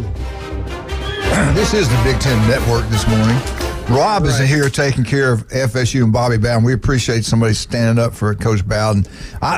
Jim said he said nothing bad about Bobby Bowden. I didn't. I felt like he was downgrading Coach Bowden his last few years. That's just me. Did you even feel like that, Jim? I mean, Jason? No. Just a little bit. Maybe a little bit, but I think it was more about downgrading, Jimbo Fisher. Rob. Well, I thought he was a little bit. I think that, when you, that's why I don't like them putting a coach in waiting. Right. Because you start a problem. And when you have the defensive coordinator and, I can't think of his name now. Mickey Andrews. When you got Mickey Andrews and Chuck Amato and those guys and Billy Sexton that's been with Bowden forever, and you got Jimbo in there ruffling up feathers and stuff. Right. I'm not going to jump on. I wouldn't say nothing to either one of those guys. I've seen them pick up guys that weigh about 300 pounds and throw them around. Cordell Higgins, too, had been there forever. Yeah. And it's funny you said that about the coaching waiting. You don't see that anymore. No. That was like the trend there. Because Will Muschamp was supposed to be the coach in waiting at Texas. Right. He was the first one, wasn't he? Wasn't Will the first one at Texas? Yeah, I think so. And it's funny that nobody does that anymore. No, that causes big. Yeah, I think that causes big How do you think Mickey felt and all those other coaches you mentioned? They've been there all those years, and they're not considered. They bring an outsider in, and it's not like Florida State was falling apart. Right. Exactly. Well, Chuck had already been to North Carolina and come back. Right. So he had big time coaching experience. Yeah. So you would have thought. Why did they not give one of those guys a chance? Why do you think they didn't? I think they wanted an offensive person after Jeff Bowden and all that problem. They wanted to get a good, and I forgot that about was that. the trend. That was the trend setting at the time, was get a coach, pull him away, and offer him this is yours eventually, but to secure him. After 2 years, that's not a good thing. My problem with the coaching way, you need one captain of the ship. When you got a coaching way, and now you got players saying, "Oh my God, this is my coach. This is over here." You've done split your locker room. Same thing with the coaching staff. Right, absolutely. No question. Yeah. I mean, because it's about loyalty and on the coaching staff. I mean, Bobby Bowden developed those guys. He gave them tremendous careers, treated them tremendously. There's a lot of guys out there that are hard to work for, but I've always heard that Bobby Bowden was a really good coach to work for. Yeah. But when you bring a coach in waiting, now you got guys looking at him, and he's going to be my head coach next year. I got to give him more respect than Bowden. You got confusion, and it just didn't work. And I think that's why we never see it anymore. And I hope we don't. When you're recruiting a player, if Coach Bowden thinks, oh, well, this is the guy we want, and because of morals and whatever, and you say, no, this is the one I want, and then you go and talk to the player on the side and say, look, he's going to be gone in a year, don't worry about all that. it's just not a good thing. Yeah. You know. Who was the athletic director at that time? Don't remember because one of them went to Alabama about that time, and then they have not had a good one since. The guy that was there went to Alabama. Right. And so I thought that was on the administration at Florida State.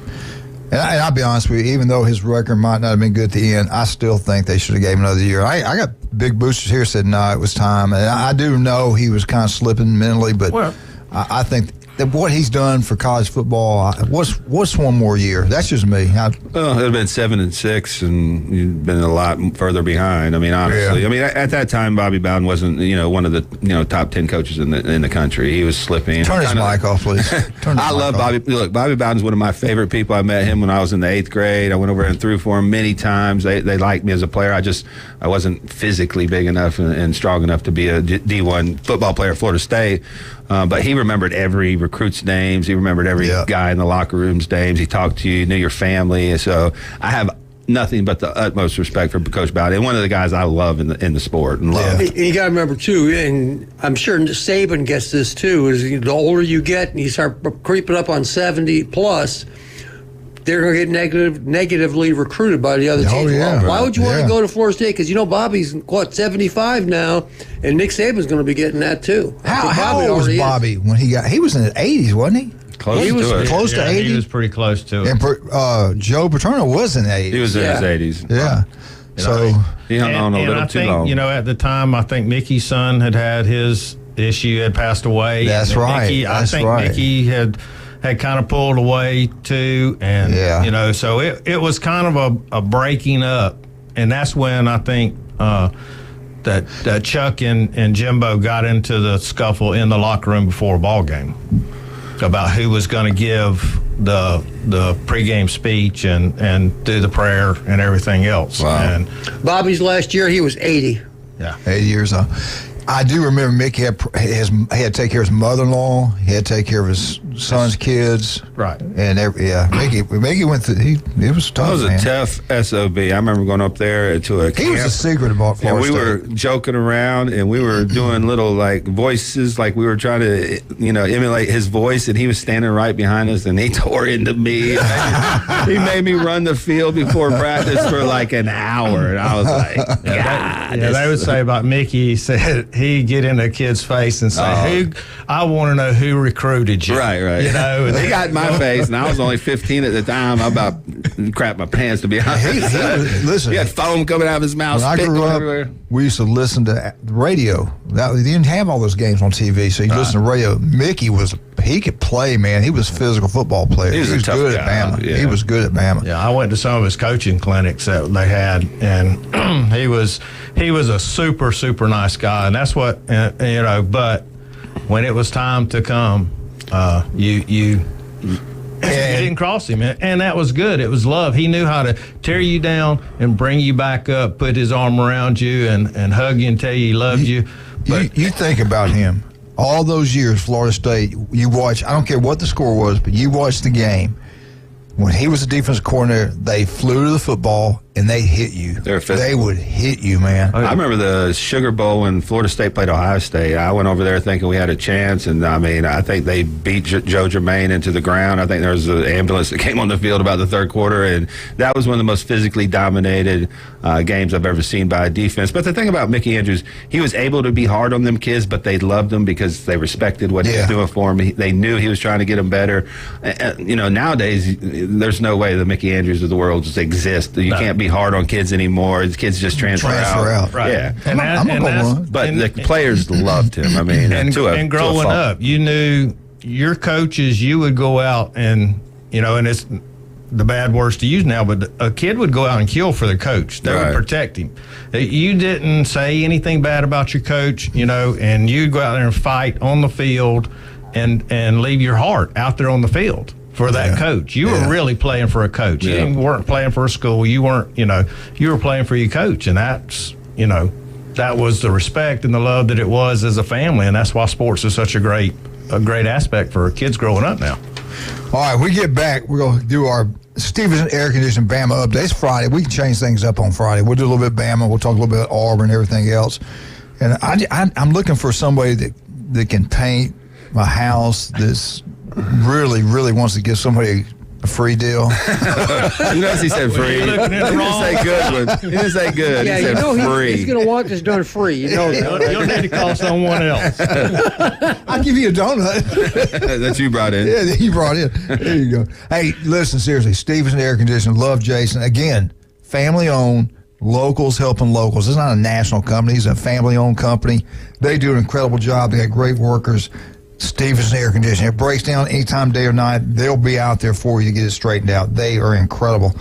Give them a call. They'll get out there and take care of it. You got an old one, get rid of it, buy a new one. All it's going to do is save you money every single month. It actually pays for itself over a length of time. Stevenson Air Conditioning, number one. We'll be right back. Rob's in the building with those beautiful donuts. Jim, Jason, Big Ten Network right here on ESPN Northwest Florida.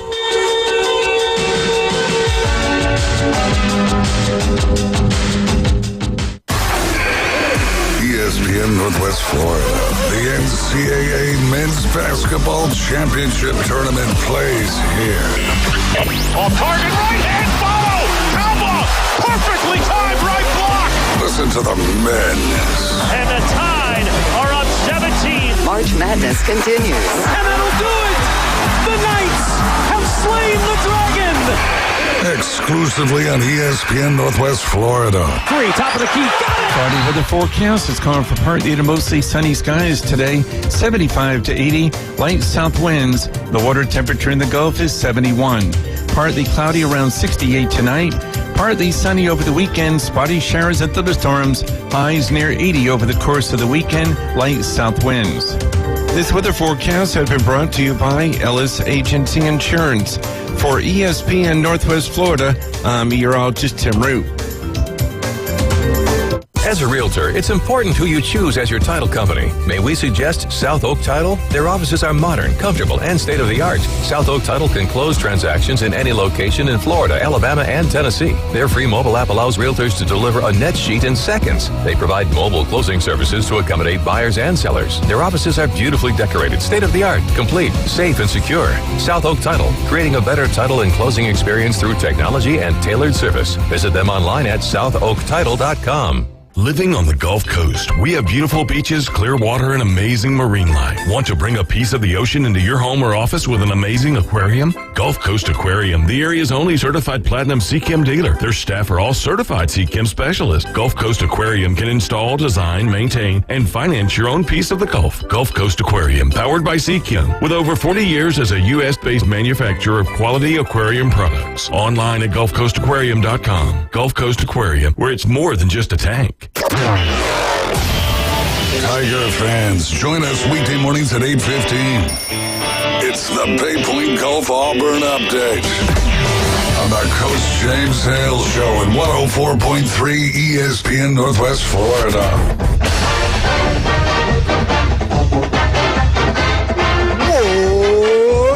Eagle! Hey, Martha, Kenny, James Guadalmar, all you Auburn Tigers out there in Northwest Florida. Don't forget, 8:15 Tuesday, Andy Burcham, the voice of the Auburn Tiger, comes in here, does an incredible job. Auburn, Hugh Freeze, difficult, having a hard time evaluating the quarterback play. He wants to see him in game situations and things like that. And he's really talking about Bobby Ashford. You know, he's got great legs. They had Malik Willis had transferred from Auburn, went to Liberty. Kind of the same type guy that can run the ball fairly well. He can run the ball really well. Arm wasn't developed like it should have been. Hugh Freeze got developed pretty good. The guy playing, get a chance, opportunity to go to the NFL. So Hugh Freeze is known to be a quarterback specialist. So we'll see how he does with Bobby. But this is some of the things he said. He's been limited for the reps for Bobby in front of head football coach Hugh Freeze. Limited reps so far because they're trying to get everybody reps and everybody get thing. Freeze would like to see him in game type situations more for him to understand exactly what he can and cannot do. He said, I've watched tapes. I watched the games he started in last year. It's kind of hard to evaluate that. To me, I don't know why he says that, because that's how you do evaluate it, but Right. that's what he said. In practice, it is true. Practice and even scrimmages are different than a game. There's 80,000 people there watching a football game and stuff. So I get where he's coming from. But he says, we know he can do some good things. He's practicing really hard. They're giving great effort. It's not effort. It's not want to, but he's still not pleased with any of the quarterbacks right now. My question to you, Jim Bob, Malik Willis, he got playing really well, could run it, could throw it. Does Hugh Freeze get it done? Is it going to be Bobby Ashford, or you think it's going to be somebody do they transfer somebody in? TJ Finley. The big 6'7", 260 quarterback, I don't know. I watched him at Auburn. There'd be people wide open. He couldn't get the ball to him. Right. Good. I mean, he looks good and everything like that. And I like the kid, like his attitude. They say his work ethic's outstanding. But I'm not sure he's the answer. What do you think? If Hugh Freeze developed this quarterback? I think talent wins out. I think it's going to be – and think about the people that Hugh Freeze has had at quarterback. They've all been mobile kind of guys. It'll be Ashford. It's just, they got to do the coach speak and say all the right things. But I think it'll be Ashford when it's all said and done. I mean, he adds a dimension that TJ Finley's certainly never going to give you, and that's the ability to run and make plays out of nothing. Yeah. They got to get better in the offensive line. That's why Ashford was running for his life all the time. History repeats itself. I mean, the way he developed Malik Willis, I mean, exactly. Ashford has similar, talent, similar. Athletic ability. So I think he can be really good in this offense. And I think Hugh Freeze is going to have a lot of success at Auburn. He's going to be a pain in Alabama's side. I mean, he's going to get more talent as he gets a couple more recruiting classes. But the one thing he can do, he can develop a quarterback, and that's huge in this day and age. And I've been saying it all week. This could be something special for Hugh Freeze if it plays out this way. And there's no guarantee. It worked out great for Pat Dye. Then again, Pat Dye's a different level coach. He's one of the greatest coaches of all time. Right. He didn't get enough credit for what he's done. But Bear Bryant was sick. He was dying and got out of it, and Auburn took over. I don't know if Auburn could take over because the SEC's changed. You got Texas, Oklahoma coming in, and you're not going to have it. It doesn't look like you're going to have it East and West. They're going to play the top two teams like the ACC's doing. End of the year, the top two teams are going to play. Georgia's got it rolling right Georgia's got it rolling. Tennessee's back.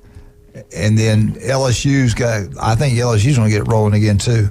But taking over the state of Alabama – Auburn could. It's happened before. Maybe this. What if Alabama loses 3 games and next year they lose 3 games?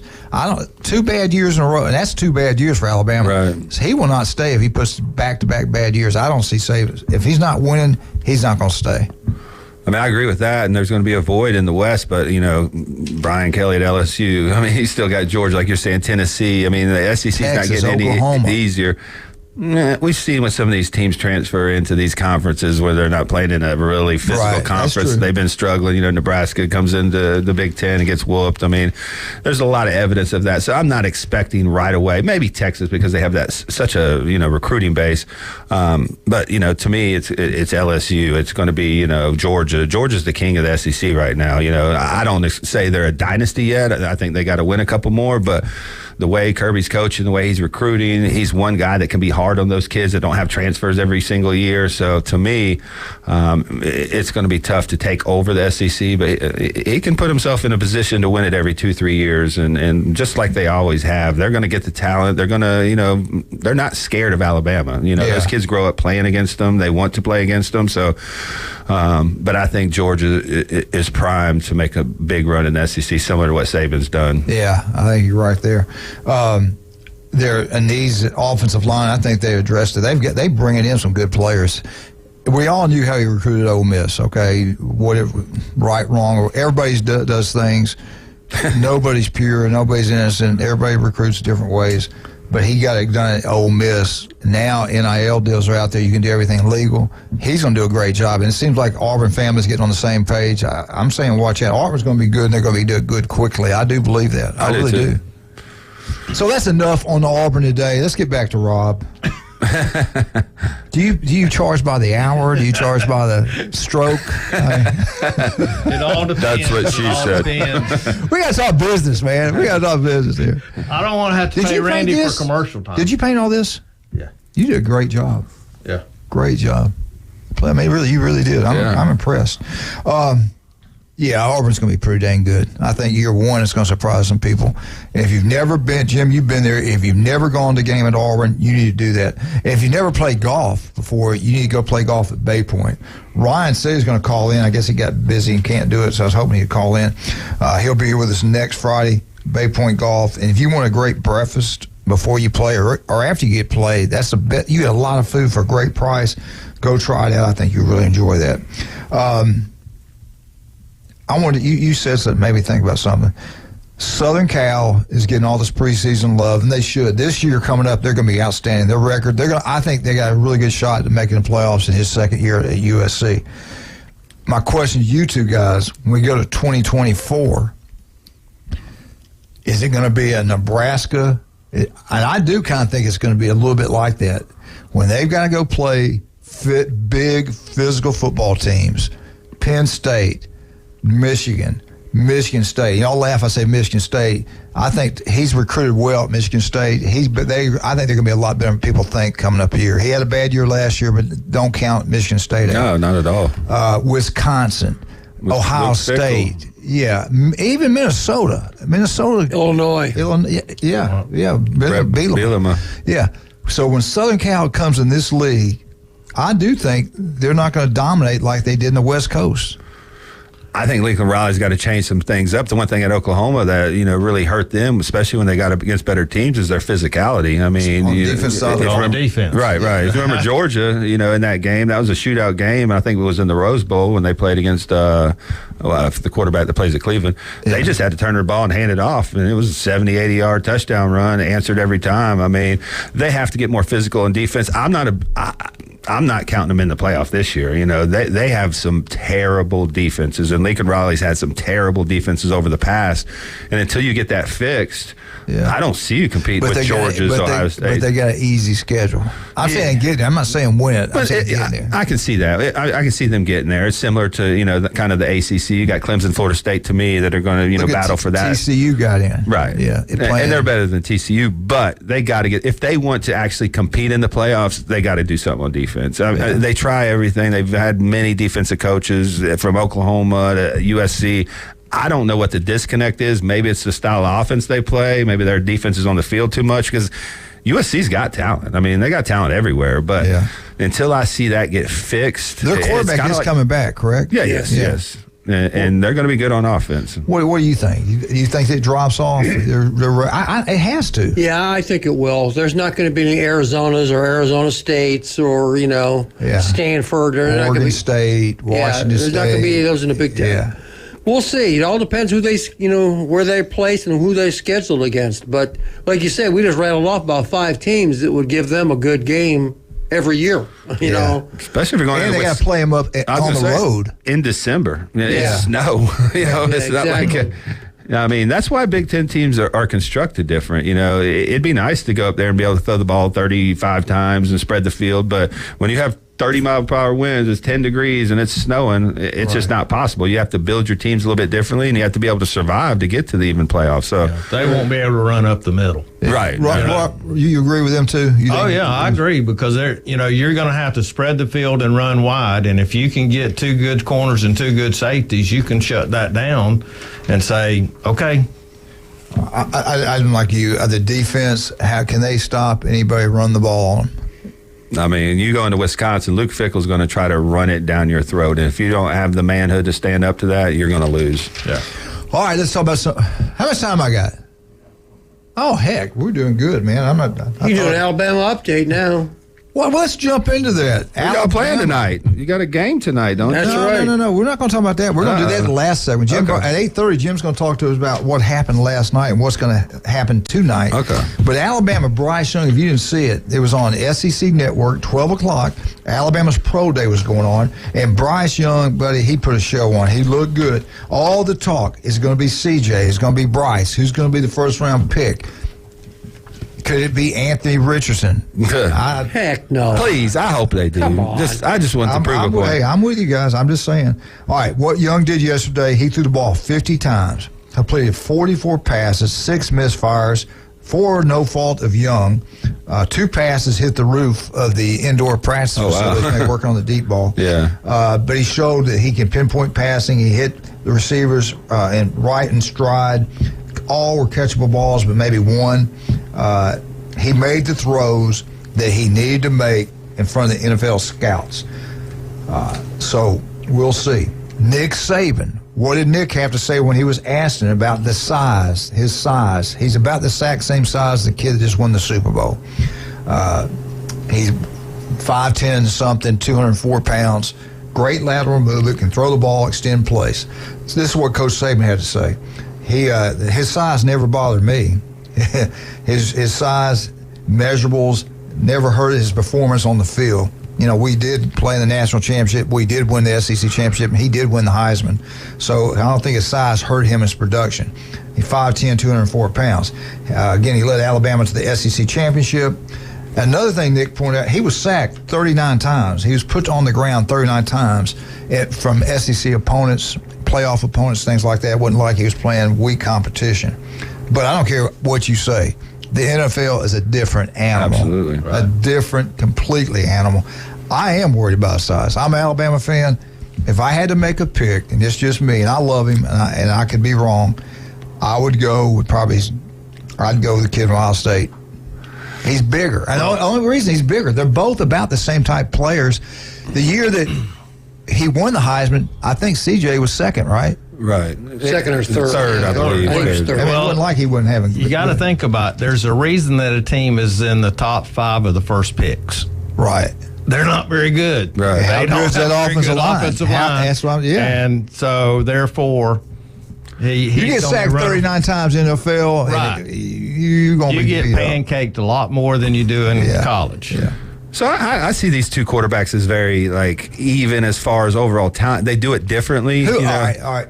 Who would you pick? When you take a kid 6'2" over kids 5'10"? So if I'm trying to design an offense that's more dual threat, that somebody can, get outside the pocket, I'm going to go with Bryce Young. But C.J. Stroud's one of the best passers I've seen at Ohio State, maybe ever. I mean, some of the accuracy he has with his arm, winning from the pocket. Now we saw in the Georgia game, he's willing to run the ball a little bit, and he has some talent doing that. He runs in the 4.5s. At 6'3", the only reason I have a hesitation of taking Bryce Young is because Tua is one of the best quarterbacks that came out of Alabama. He's similar size, can't make it through the season. He couldn't even make it to the playoffs. And their line's pretty good. Right. Kyler Murray's very similar to how Bryce Young plays, a little bit thicker. Still, has that been a success? Would you use an overall number one pick on that of what he's accomplished? I think that's going to hurt him. Even Lamar Jackson, the best dual threat quarterback in the country, he's not got a lot of suitors, in free agency right now. So to me, I think it's going to be C.J. Stroud. I think teams want to win from the pocket, and he's got the most arm talent in this I've draft. coached quarterbacks. I've studied all that stuff. If I can get a kid they're almost the same, maybe one's just a tiny bit better, but this other kid's 6'3" and this kid's 5'10", I'm just being honest. I'm going to take the bigger kid. Yeah. That seems size matters. Right, it does. Size matters. Especially when you have to look over the offensive line. I mean, all right, we got to take a break. I got time to do a commercial? No? Yeah, I do? What? Huh? Okay. Hot tub? What? All right, let's go. Let's talk about Bay Point Golf, man. We want to thank them for the Auburn update. They do an incredible job. I want to thank Stevenson Air Conditioning again. What a wonderful job they do. Love those people down there. Jason's an incredible man. Ryan Movey's a incredible man. Great people. Great. All these great people do great jobs. There's no doubt about this. It's about the character, work ethic, and being loyalty and their honesty to their customers. That's the reason they're so successful. Also, don't forget about Max Fit Sports Nutrition. And I got to talk more about this. I got to go check that again. About every so often, skin cancer comes back. Dr. Ward is the answer. If it doesn't look right, feel right, go see Dr. Ward. He has an office near you in Northwest Florida. If you're outside, put that suntan lotion on. When you're young like that, take care of your skin. I guarantee you're going to pay for it later.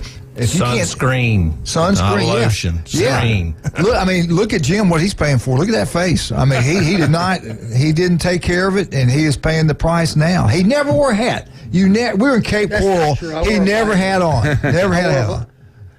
I can't get a hat person from my melon. At least you still got hair. Right. I have never been a hat person. My melon's so dang big. There you go. All right, we'll be right back. 104.3 ESPN Northwest Florida. Got to go to Advisors.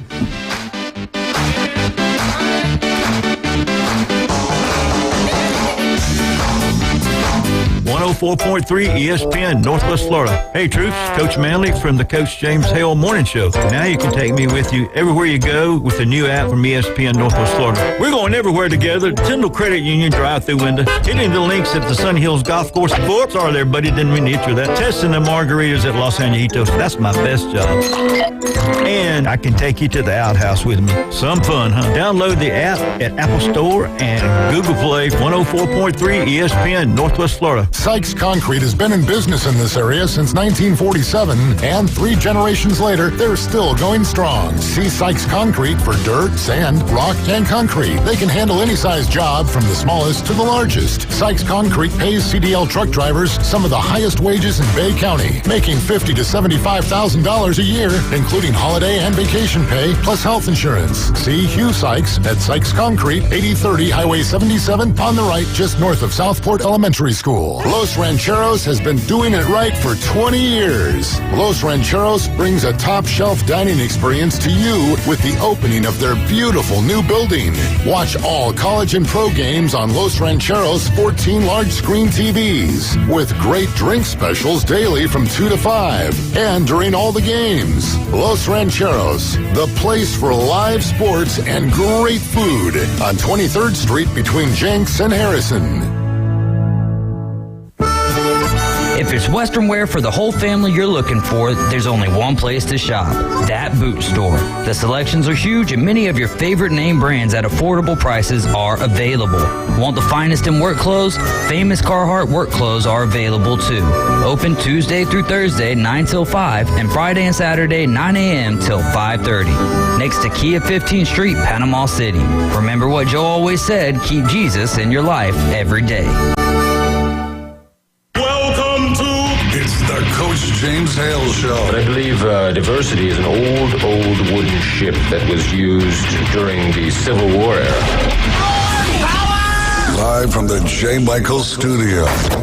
104.3 ESPN Northwest Florida. And welcome back. Rob has left the building. Thank Rob so much for those donuts he brought in here. They were good. I can't eat them anymore, but they were good. I only had 1 or 2, 3, whatever. 4 or 5. Fluker, the big offensive tackle, played at Bama All-American, got drafted, played for a number of years, got out of it. He was back at Bama's Pro Day. Honest to God, he looked like a stud. A thin, 335 pounds. I think 6'6", 6'7". He's huge. Beautiful. And he looked good doing the drills. They kept focusing on him. I guarantee you somebody's going to pick him up. Somebody's going to get him to play for them. The guy is unbelievable body. You can tell he's been in the weight room. I mean, he looked like a Jason Kovaleski, but about 10 times. Did he look as good as you at your Southern Miss days? No, not quite. Don't go that he far. was almost. He was almost at that point. It was pretty good. Hey, I got some information for you that people that love baseball.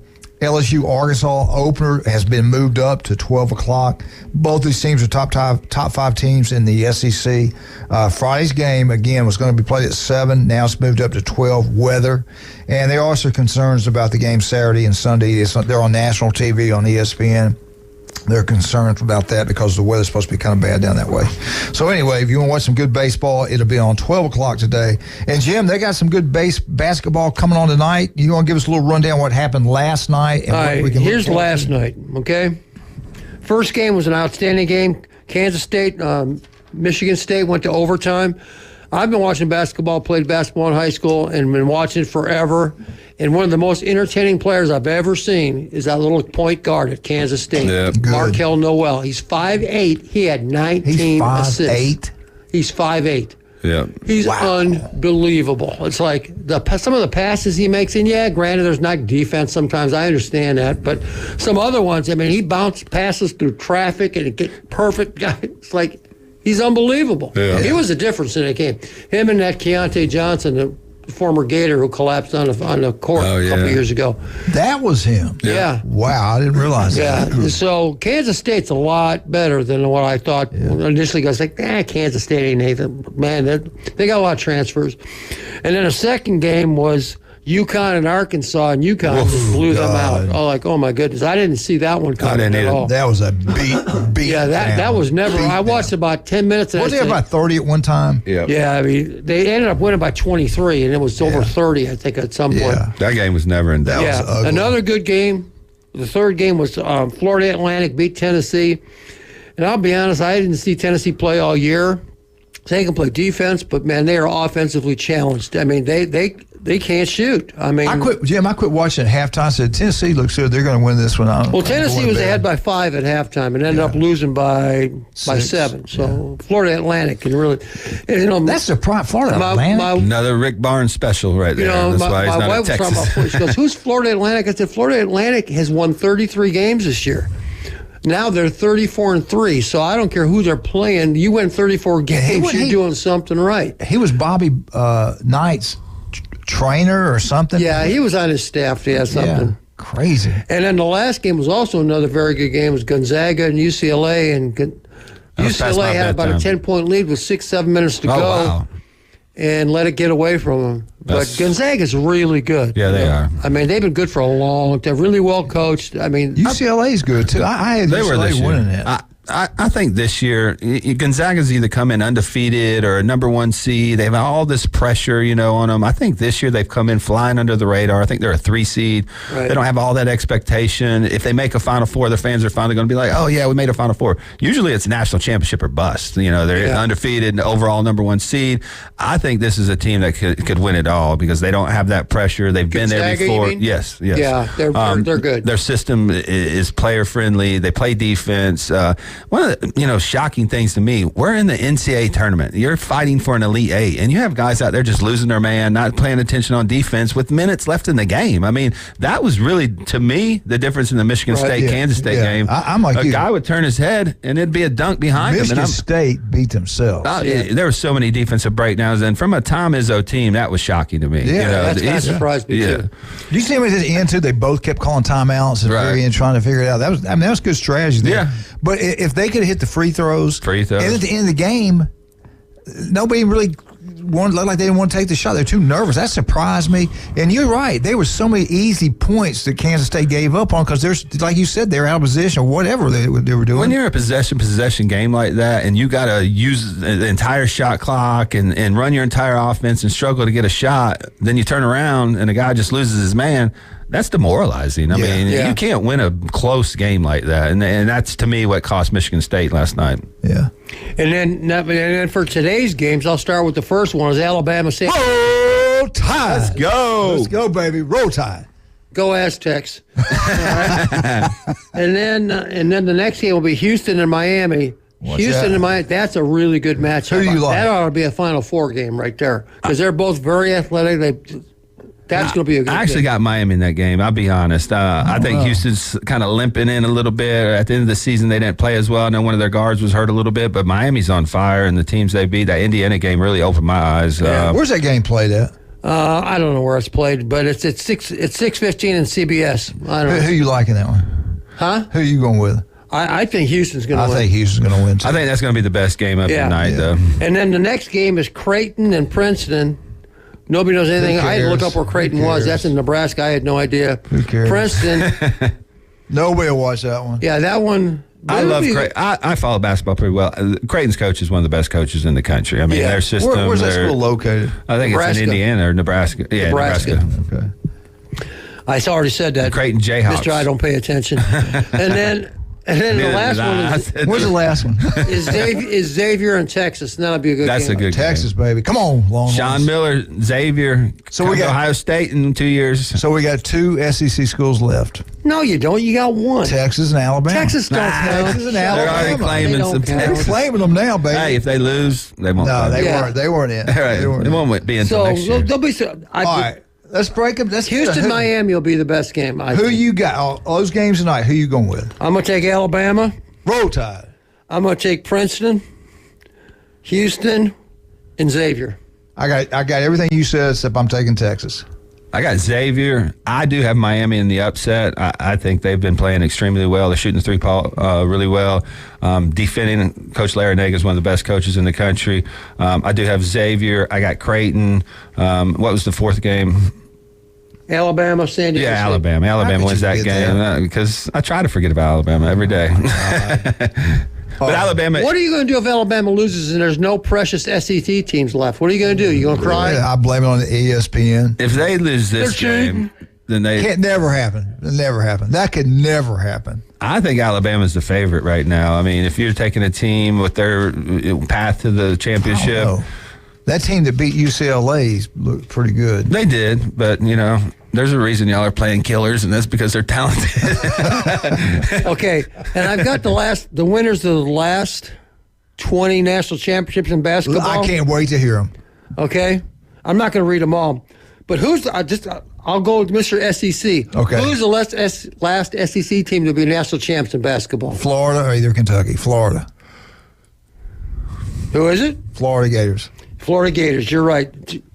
2007, 2006. Billy Donovan. Yeah. They beat Ohio State in the 5-4. Hey, I know basketball. Come on, ask me another one. They actually won the football national championship that year as well with Urban Meyer. Right. Yeah. Beat Ohio State in both. All right. In the last 20 years, here are the teams that have won the most national championships in basketball. Who are the two teams that have won the most in basketball? Kansas. In the last 20 years. Wait a minute. 20. 20 years? Since the year 2002. It's got to be Duke. Duke and Kansas. Duke, Kansas. You're close. All right. UConn has won 3. UConn, yeah. All right, who's next? There's another one. Try to look it up. No, I'm not. Give me a little hint. No, I'm thinking it's Kansas. You know basketball, remember? Well, as far as you know. Look, he's trying to look it up. You sorry, Doug. The team that's tied with UConn is a very well-known program who did not make the tournament this year. North Carolina? North Carolina. They got 3. Then Duke was 2. Florida was 2. Kansas was 2. Villanova was 2. Go back. I'm sorry. I had to respond to that. That was business. Go back. All right. UConn 3. UConn. Okay, after that. North Carolina 3. I forgot about North Carolina. Yeah. Duke 2. Duke only had 2? Yep. Florida 2. Dang. Kansas 2. Villanova 2. And then you got a whole bunch at 1. Can you believe that? I thought, just in your mind, you think Duke's won all these. I thought Duke and Kansas have last won more. 20 years, they've only won 2. Yeah. I did not know that. Crazy. It is what it is, man. It's tough to win Kentucky a won it in national championship in 2012. basketball. Huh? Kentucky won it in 2012, right? Kentucky won it in 2012, correct. Well, so Kentucky was the last SEC team, not Florida. Okay, you're right. My bad. I didn't see that one. But they only won it once. I know it. He doesn't. It just means more. SEC, it just meant more. Have you ever shot a basketball? No, I tried. It's like a curveball. I throw a natural curve. I saw Jared shoot a basketball in that video, so I think you taught him how to shoot. Oh, we got to take a break. Hey, let's talk about all of our wonderful, well, not all of them, but talk some of our great people. Paparazzi Gourmet Deli. I had last night. Listen, not only did I have the pizza, was incredible. We got mushroom and pepperoni pizza. Then we got the Napoleon. No, I take it back. We got the paradise cake, and we got some banana pudding. And Jamie and Julie tore up the banana pudding. I didn't get any, but I got them back. I got all the cake. Great place. Paparazzi Gourmet Deli on Thomas Drive. Go try it. You'll love it. Unbelievable. 3 restaurants in one. And we'll be right back. Jim Barant, Jason Kovaleski, and Big John behind the window. We'll be right back.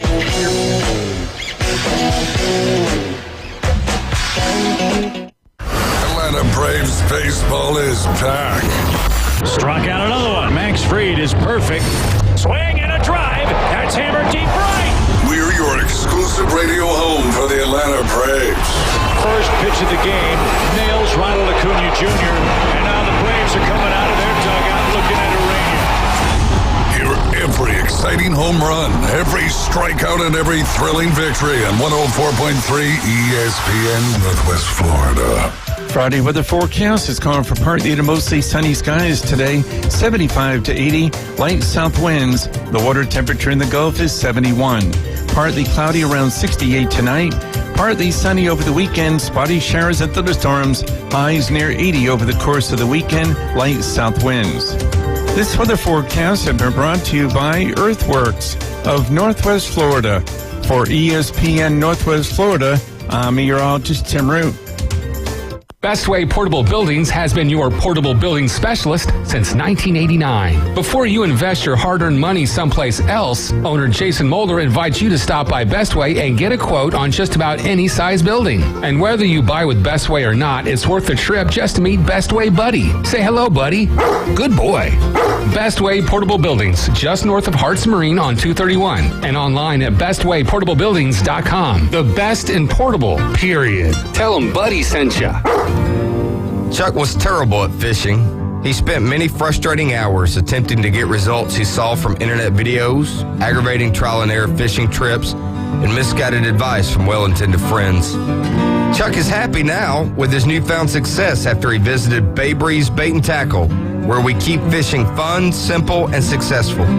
See us soon at Bay Breeze Bait and Tackle, located directly off Highway 98 on the west end of Panama City Beach. Broadcasting live from the Redneck Riviera. It's the Coach James Hale Show inside the J. Michael Studio. 104.3 ESPN Northwest Florida. My pappy said, son, you're going to drive me to drinking if you don't stop driving that hot rod Lincoln. And welcome back to ESPN Northwest Florida. Ole Miss Rebels, Lane Kiffin, doing a pretty good job. Their big game this year, you know, we were talking about critical games for the future. They picked LSU. They say he has to beat LSU. Their schedule's pretty tough. They play the SEC West. Their crossover game this year is Georgia. Last year, I thought their schedule set up pretty good. They were undefeated, I think, when they played Bama and got spanked. But they think, you know, last year they were up on them, the Tigers. They wound up losing the game 45-20. We kept talking about him earlier, so it made me think about that. And real quick, LSU this year, it's going to be a disappointing year. Do you think he can keep it rolling? You think he can get 8 or 9 wins? Oh, absolutely. That's what he does. I mean, now my only question is, can he win a national title? I mean, he's going to be there, you know, whether it's winning the SEC or you know, maybe falling a little short, he's going to be there. That's what he did at Notre Dame every single year. So I have no doubt the biggest game of the year for them, obviously, is going to be that first game, Florida State. How do they get this year started? If they can get that win under their belt. That's what I thought we were talking about. Oh, that's about Ole Miss. Okay. I was talking about LSU, so yeah. Go ahead with Ole Miss. Did I say LSU? I was like Lane. I thought it was Ole Miss. Let me get to this real quick. I've been having this information. We had some Georgia fans, and I hadn't had a chance to get it to you. They came out and gave raises to their coaches. It's crazy the amount of money these coaches are making. Their tight end coach is a great recruiter. I think his name's Todd Hartley. He made $65,000. No, $65,000. He made $650,000 last year. Okay, great recruiter, one of their top recruiters at Georgia. Kirby rewards him. He didn't give him a $50,000 raise like most of them got. He gave him a $200,000 raise. The tight end coach at Georgia is making $850,000. Did he recruit Bowers, number 19? Did he recruit him? Yeah, or zero. Yeah, Darnell Washington, whatever his name is. Can you believe that, though, that kind of money, Jim, for a tight end coach? That's pretty remarkable. Well, if you think about it, that might be the one reason they won the national title last year, because they had two of the best tight ends in the country. I think it's the recruiting. Oh, absolutely. Got him that big-time raise, $850,000 for a tight end. Outside offensive line, Stacey Searles, he was making $655,000. You know, you win a national championship back-to-back, you're going to reward your people. Now he jumps up to $750,000 a year. That's crazy to me that the offensive line coach makes less than the tight end coach. I know. That is unheard of. Stacey, go recruit a little bit better. Right. But still, Jim, would you have been happy making $750,000 a year coaching? I think I can sneak by. Could you survive? You can feed your kids then? Defensive back coach, Frank Brown, he got a $50,000 raise. Well, he was making $750,000 then. Now he's going to make $800,000. I think they go by. I think they have some type of chart. What you coach, how you do in recruiting. I really don't know. I'm just kind of guessing. But the linebacker coach got a $50,000 raise. Also, wide receiver coach, I think it's McClendon. He's going to $750,000 a year coaching wide receivers. Defensive line, Trey Scott. He got a $50,000 raise. Now he's making $800,000 a year coaching defensive line. Heck, you'd have been making about $1.6 million. That's right. Everything you did. My gosh. Defensive coordinator, they're going to pay him $1.9 million. Now Bobo, I couldn't find what they're paying him as offensive coordinator. The highest one's the new defensive coordinator, $1.9 million. I'm not sure what they're paying the other, but that's some good money, man. being an assistant coach. It's ridiculous how the coaching salaries have gone up since I played and coached 20-something years ago. It's unbelievable. Who would ever think of a coach making $1 million, let alone $8 million, $9 million, $7 million? It's like, it's crazy. And these are assistant coaches. Right. These are position coaches. These aren't even coordinators. Making almost $1 million a year. Yeah. It's crazy. They also talked about defining game for Alabama. Do you know who they picked? I was kind of surprised. Well, not really. Who do you think it would be? Texas, LSU, Ole Miss, Tennessee. Who would you think? I would think LSU. Who would you? I was thinking that way. Who would you think? LSU. So I'm with y'all. I was saying, but they didn't. They said the game is Tennessee. I kind of get it because of what happened last year. It kind of explains it. ESPN named Tennessee as Alabama's defining game for the 2023. Chris Lowe did it. He's pretty sharp too. I think he's pretty good. If Alabama beats Tennessee, Alabama will have an open extra. They'll have the open week the next week. Then they get ready to play LSU, and both games are at home. Last year it was reversed. They go up to Tennessee. They got beat at the end of the game. And I will say it, I think it was coaching more than the players on the field. Jimmy and Joe's, it was man coverage the whole game when you can't play man coverage. Right. And they get beat. And what happened? They had that week off. They go down to Baton Rouge where they usually win, and they get beat on the last play of the game in overtime. So I get where he's coming from now. When you look at last year, it would be we do need to beat Tennessee. We really got to beat Tennessee at home. I think it's going to be a tough win for Bama, even being at home. This could be the year we lose 3 games. If it's going to be, this needs to be the year. If you're going to get Bama, it needs to be this year because you got a brand new quarterback. Right. You got 2 brand new coordinators. And it's kind of defense, kind of misleading. Kevin Steele's been there, knows it. That's not the offense is what I'm concerned about. This is the first time in a few years, maybe 5, 6, that Alabama's coming into this season without a guy that they actually love at quarterback. You know, Milroe's a good runner. Can he win from the pocket? That's the main thing. The opposite kid can win from the pocket. Can he extend plays with his legs and make enough plays athletically to do what they want on offense? To me, that's going to be the most important thing to see Alabama early in the year. We know they have talent everywhere else. I mean, receivers, offensive line, they're going to be bigger up front of the offensive line. Defense should be better. I think they got a new defensive coordinator that Saban's more comfortable with, like you're saying. All right, you've watched college football. Both of you watched college football a long time. And I was at the A&M game, and I watched him play. He did not have a good game. When you see a kid play that poorly, have you seen one that's gone from playing like that, where he's turned around and can play for a national championship or SEC championship? We saw Florida's quarterback, Anthony Richardson, in the first game. He's going to win the Heisman. He's unbelievable. As the game went on, he went the other way. Right. So what do you think? Can this kid improve enough, Milroe, to get it done for Alabama to get it back in the playoffs and compete for a championship? To me, for Alabama, it's just crazy to say. To me, it's all about coaching. Right. Because you know what you got. You can't ask him to do things that he's not good at, you know. So I'm like you guys. He's a great runner, but can he throw? I mean, look at Jalen Hurts. I mean, how many games did he was kind of like that at Alabama. He was okay. He was like that. Yeah, I mean, he wasn't much different at all. But you got to pattern what you do on offense to make him better. And last year, in my opinion, they didn't do that. They had a great running back and I shouldn't say they hardly used him. They didn't use him enough, in my opinion. Right. You know, just like you got to run the ball. If your quarterback isn't a great passer and you don't have a lot of confidence, then run the ball. But they weren't willing to do that last year, so we'll see. At the end of the day, it's still Alabama. You know, they still got the most talented roster, 1 through 85. Exactly. So the one spot they have to develop, and they know it. So Nick Saban's going to focus on it this year. It is going to be the quarterback spot. Do I think it's going to happen? There's a good chance this kid's going to come out and play really well, and then put you in a position to win the SEC, because that's what happens every year at Alabama. But you know, is he on the level of a Tua or Bryce Young? You go from Tua to Mac Jones, and Mac Jones wins a national championship. Right. You know, so we'll see. Yeah. All right. Let's. I don't know who this could be.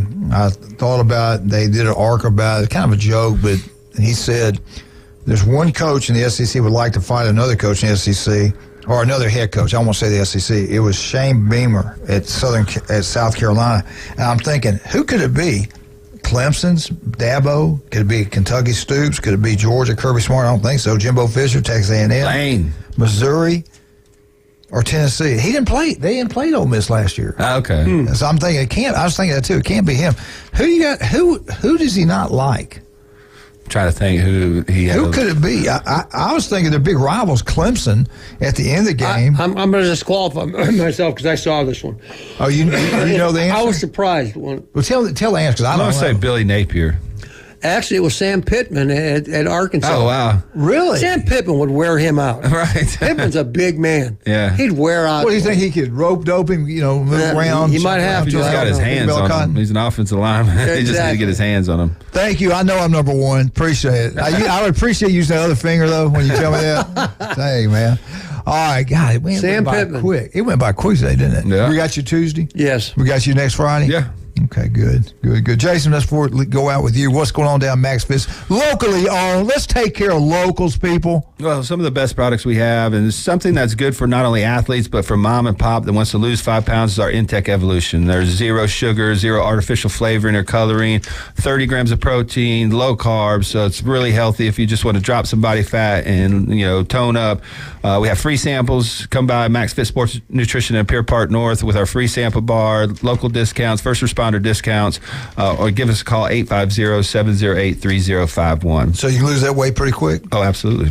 That sounds pretty good. Pass me a donut. And we have an InBody 570 to track your results. Those are free now, and a sample bar to try before you buy. All right, we're out. David's got a great show lined up. You guys have a great weekend. ESPN Northwest Florida. ESPN Northwest Florida has the real local fishing report. Hi, this is Tim from Bay Breeze Bait and Tackle. Join me every Friday at 4:20